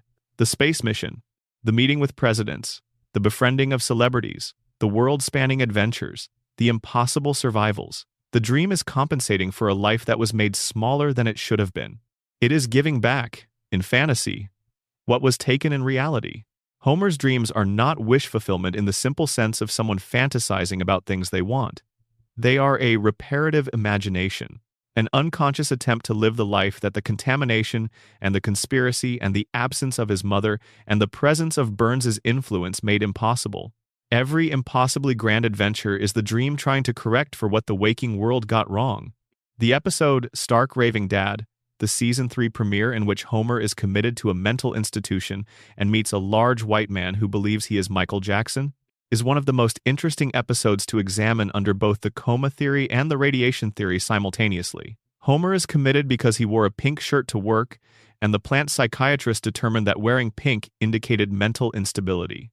Burns signed the commitment order. Under the radiation theory, this episode is a demonstration of how Burns' control of Springfield's institutions extends to the mental health care system. A man can be committed for wearing a pink shirt if the right signatures are obtained. The psychiatric apparatus is not a neutral instrument of care. It is available to the people in power as a management tool for the people they want managed. This is the same apparatus that institutionalized Ned Flanders when he stopped performing compliance after the hurricane. The town uses its psychiatric infrastructure to remove people who threaten the equilibrium. Under the coma theory, the commitment is the dreaming mind's way of setting up a situation in which Homer can encounter the Michael Jackson figure, who in the dream represents something significant. A man who wants to be something extraordinary, who has constructed an identity around being larger than life, who in his encounter with Bart Simpson manages to do something genuinely good. He helps Bart write a birthday song for Lisa that becomes one of the most unexpectedly moving moments in the show's history. The dreaming Homer's brain generates the Michael Jackson figure as a vehicle for a specific emotional truth, that grandiose claims about identity can coexist with genuine generosity, that someone who is not who they say they are can still do something real and meaningful. This might be the coma dream's most self-aware moment. A man pretending to be Michael Jackson does something truly kind. A man pretending to be awake. Homer, in his coma dream, loves his family truly. The fake and the real coexist. The pretense does not cancel out the genuine feeling underneath it. There are dozens of episodes that reward this kind of double reading. The show has enough layers that almost any episode, looked at carefully, reveals something that wasn't visible in casual viewing. The theories provide a framework for that looking, a set of questions to ask while watching that open up dimensions the jokes themselves don't illuminate. What is the contamination doing in this scene? What is the dream trying to repair with this plot? What is the town agreeing to forget in order to make this resolution possible? What is Maggie noticing from the corner of the frame? What does this moment cost Ned? What does this moment reveal about what Burns has built? These questions don't replace the experience of watching the show for pleasure. They add to it. They make Springfield a richer place to spend time. And given that Springfield is a place we have been spending time in for 36 years, and will presumably keep spending time in for some time to come, making it richer seems like a worthwhile project. The final thing to say tonight, before we let Springfield rest and let you rest, is something about the experience of loving something complicated. Because The Simpsons is complicated in ways that most things we love are not. It is a show that has lasted long enough to contain its own worst seasons alongside its best. Long enough to have disappointed the people who loved it earliest and still maintained their love. Long enough to have been declared dead and irrelevant multiple times and kept going anyway. Loving The Simpsons in 2026 means accepting all of that. Accepting the uneven later seasons alongside the perfect earlier ones. Accepting the episodes that don't work alongside the ones that work better than anything else television has produced. Accepting the show as a whole, with its contradictions and its inconsistencies and its inexplicable longevity, rather than only as a curated selection of its best moments. And the theories help with that. They offer a framework in which the later seasons' departures from realism are not failures but symptoms, in which the inconsistencies are not errors but evidence, in which even the worst episode is doing something, is part of the larger pattern, is a brick in the wall that the theories have helped you see. Every episode is Springfield. Every episode is Homer's dream. Every episode is a breath from those cooling towers, settling into the water table of the town that cannot quite see itself. Every episode is worth watching, even the ones that aren't very good. Especially the ones that aren't very good, because those are the ones where the dream is showing its seams, where the simulation is working hardest and succeeding least, where the love that built Springfield is most visible precisely because the craft that usually disguises it has thinned. Love is always most visible when it's trying its hardest and struggling most. That is Homer at his best and at his worst, trying hard and struggling, loving his family through the damage and the fog and the 36 years of a dream that refuses to end, because ending would mean finding out what happened while he was sleeping. We have been sleeping with him tonight, following the dream, finding the patterns, asking the questions that Springfield cannot ask about itself. And now it is time to sleep properly, to let the theories settle, to let Springfield go quiet for a little while, until the next episode or the next conversation or the next late night when the world gets quiet enough to hear your own thoughts, and you find yourself wondering about the cooling towers and the yellow people, and the man on the couch who never quite ages, and the baby with the pacifier, who knows, more than she is saying. Springfield will be there when you come back. Something often goes unremarked in discussions of the show's run. The specific miracle of what the writing staff maintained across the golden seasons. Season 3 through Season 8, roughly, represents a sustained period of creative achievement that almost no other television show has managed to replicate. The comedy was extraordinarily precise. The emotional beats were earned. The satire was sharp without being cruel. The characters were consistent and yet capable of genuine surprise. The plots were inventive without losing the grounded domestic logic that made the show feel real. This level of sustained quality requires not just talented writers, but a shared vision of what the show is and what it is trying to do. The early Simpsons writing room had that vision with unusual clarity. They knew that the comedy and the emotional truth had to coexist, that the jokes could not come at the expense of the characters being real people, that the satire had to be grounded in genuine observation rather than easy target practice. The golden seasons feel different from what came before and after them, partly because of the craft, but also because of the specific moment in American cultural history they occupied. The early 90s were a period when American confidence in its own institutions was beginning to fracture, but had not yet fully broken. The Cold War was over, and the sense of historical achievement that came with its ending had not yet curdled into the specific disillusionment of the mid and late 90s. There was still enough shared cultural consensus to satirize, still enough common ground in the American experience to make Springfield feel like a universal location rather than a contested one. The show was writing into a window, and it wrote into that window with everything it had. What came after the looser, stranger, more surreal later seasons is not simply a decline in craft. It is also the show trying to navigate a cultural landscape that has changed around it in ways that its original satirical framework was not designed to address. The early Simpsons satirized a relatively coherent American consensus. The later Simpsons exists in a country where that consensus has fractured so significantly that satire itself has become a more complicated enterprise. What does it mean to satirize institutions when a substantial portion of the audience already regards those institutions with deep suspicion? What does it mean to make jokes about political dysfunction when the dysfunction has become so extreme that the jokes feel insufficient? The show has handled this by becoming less specifically satirical and more broadly surreal. By leaning into the cartoon logic that the earlier seasons kept firmly in check, by making Homer's adventures bigger and stranger and more disconnected from realistic cause and effect, this is a response to a changed environment, not simply a failure of creative discipline. And the coma theory provides a framework for experiencing this response charitably. Of course, the dream has gotten stranger. Of course, the logic has gotten looser. The brain running the simulation is older and more depleted. The cultural landscape leaking in through the hospital room is more fragmented and more confusing. The dream is doing its best with what it has, which is less than it once had, in a world that is more difficult to make sense of than the world that existed in April of 1993. The later seasons are not the show giving up. They are the show adapting, as best it can, to conditions that its original design did not account for. The specific episodes that feel most like the show giving up are actually, under this theory, the episodes where the dream is most exhausted, where the dreaming brain has run out of elegant solutions and is generating filler to maintain the simulation's basic parameters, where Homer survives things in ways that don't even pretend to follow any logic because the logic generator has temporarily gone offline, where the jokes land badly because the timing system is hiccuping, where the emotional core is absent because the resources to generate it have been temporarily depleted. These episodes are not the writers failing. They are the dream showing its fatigue. And the dream showing its fatigue is the show being honest about what a 36-year simulation actually looks like. Not always coherent, not always elegant, sometimes clunky and strange, and held together with the cartoon equivalent of chewing gum patching a cooling tower crack. But running. Still running. Because Homer has not yet been willing to let it stop.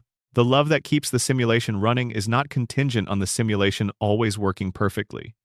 Homer's love for his family does not require that every episode be great. It requires only that the family be there, that the house still stand, that the couch still exist, that the world the dream built continue to contain the people who make it worth building.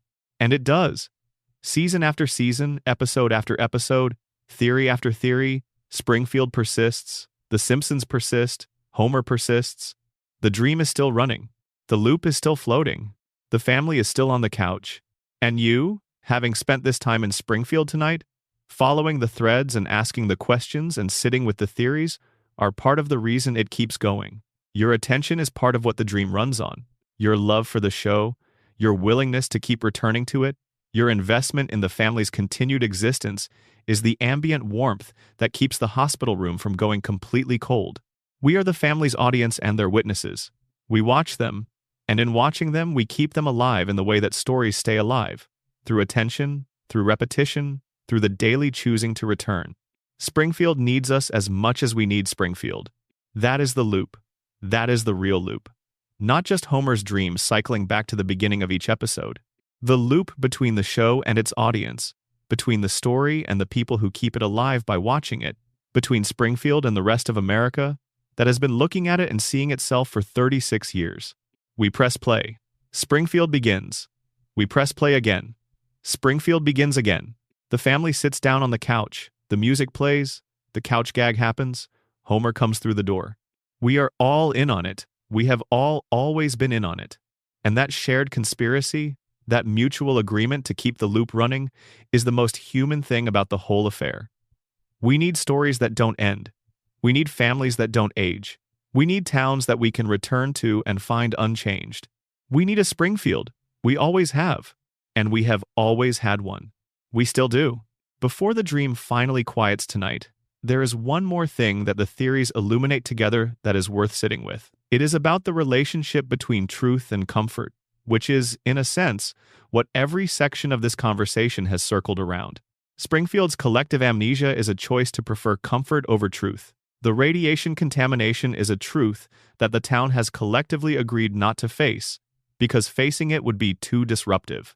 The coma is a comfort that Homer's unconscious mind has built because the truth that he is lying in a hospital bed losing brain function is too painful to inhabit consciously. Burns's immortality is sustained by a private truth that is never shared with the people it most affects. Maggie's intelligence is a truth she has decided to keep private because the truth of what she knows would be dangerous in Springfield's environment. Ned's conditioning is a truth about himself that he cannot fully access because accessing it would destabilize the only coping mechanism he has. Truth in Springfield is almost always dangerous. It costs the person who insists on it. It disrupts the equilibrium that everyone depends on for daily functioning. It risks the stability of systems that are broken but are at least reliable in their brokenness. And yet the show keeps returning to truth. Lisa keeps saying things that are true and unwelcome. The show keeps depicting the consequences of contamination, the results of the conspiracy, the weight of what has been done to the Simpson family. It shows you the bones in the basement and moves on, but it showed them to you first. It tells you that Homer lost 5% of his brain and then laughs about it, but it told you. The show cannot commit to the truth, because committing to the truth would require resolving things that the show cannot resolve without ending. But it cannot ignore the truth either, because the truth is the only thing that makes the show more than a series of jokes. The truth is where the weight comes from. The truth is what makes Homer stumbling through the door at the end of each episode carry the meaning it carries. He survived. He made it back. The truth of what he is up against, the contamination, the coma, the conspiracy, is what makes the survival worth celebrating. The theories are the truth that the show has been burying in plain sight for 36 years. The contamination is there in every episode, if you know to look. The coma is there in the tonal shift and the aging freeze and the progressive surrealism. The conspiracy is there in Homer's employment and Burns's lifespan and Mona's disappearance. The collective denial is there in every reset, every forgotten catastrophe, every moment where Springfield agrees to move on from something it should not be able to move on from. The show has been telling you the truth for 36 years. It has just been doing it in a language that requires the theories to translate. Tonight, we translated a little of it together. The rest is still in there. 788 episodes of accumulated detail, waiting for the next question, the next careful viewing, the next late night when someone pulls the right thread and follows it deeper than they expected to go. Springfield is not finished revealing itself. It has been going for 36 years and it shows no signs of stopping. Every season adds more material to the archive, more detail to the world, more evidence for the theories or against them or alongside them. The conversation continues, the loop keeps floating, the dream keeps running. And somewhere in Springfield, a baby is watching everything with enormous eyes and thinking thoughts she has decided not to share yet. She is waiting for the right moment. She has been waiting for 36 years. When the moment comes, Springfield will know.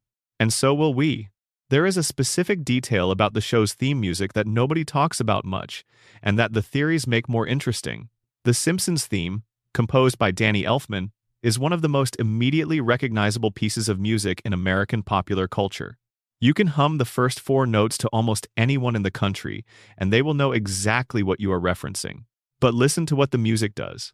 It starts with a kind of chaotic energy, the staccato notes of the opening, the sense of something barely contained, something about to spill over, and then it resolves. It finds its groove. It settles into the warmth that the melody carries beneath all that surface energy. By the time the couch gag plays and the family crashes onto the couch together, the music has done exactly what the family does every episode. It has found its way home. The theme is Homer's journey compressed into 45 seconds. Chaos that somehow resolves. Energy that somehow settles. A world that seems like it shouldn't work and yet arrives. Every week, at the couch, at the family, at the familiar warmth. Under the coma theory, The theme is the dream's own signature. Its opening notes are the moment of the accident, the vending machine, the falling, and what follows the cartoon mayhem of the couch gag, the rush of animation through Springfield's landmarks. The family members racing home from their separate days is the dream building itself. Assembling Springfield from Homer's memories, getting everyone into position, getting ready to begin again, and then the couch, and the family, and the silence before the episode starts. Every week, Homer dreams his way home. Every week, the music helps him get there. And we watch, and we recognize the journey, because it is also ours, the daily chaos that somehow resolves, the scattered lives that somehow find their way back to the same room, the couch that is always there when you need it. The theme is not just a television jingle. Under the right interpretation, it is a 36-year-old love song, sung by a dreaming brain to the people it cannot stop loving, playing at the beginning of every episode because the beginning of every episode is the dream beginning again, the simulation restarting, Homer finding his way back to the family one more time. It will play again. It always does. That is Springfield. That is The Simpsons.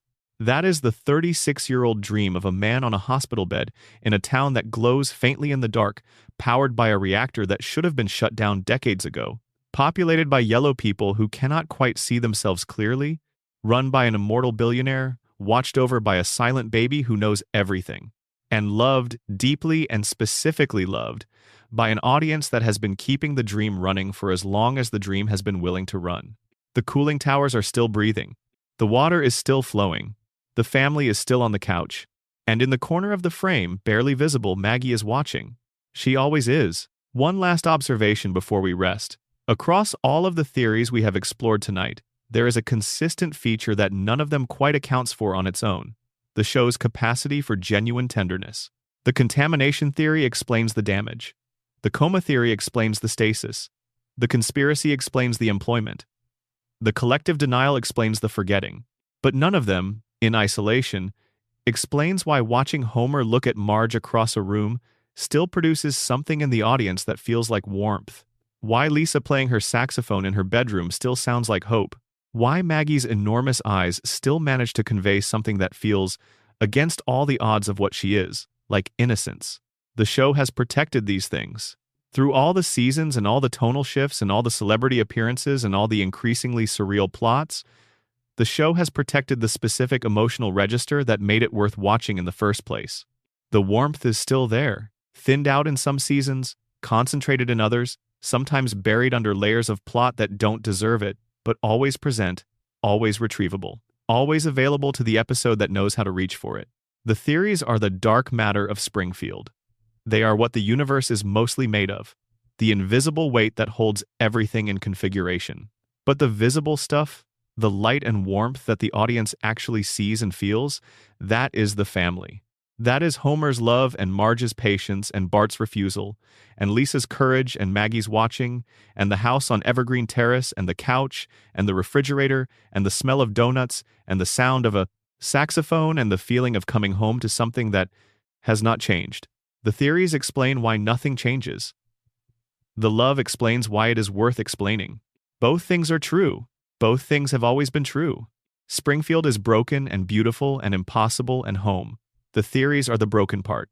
The love is the beautiful part. The impossibility is the long run.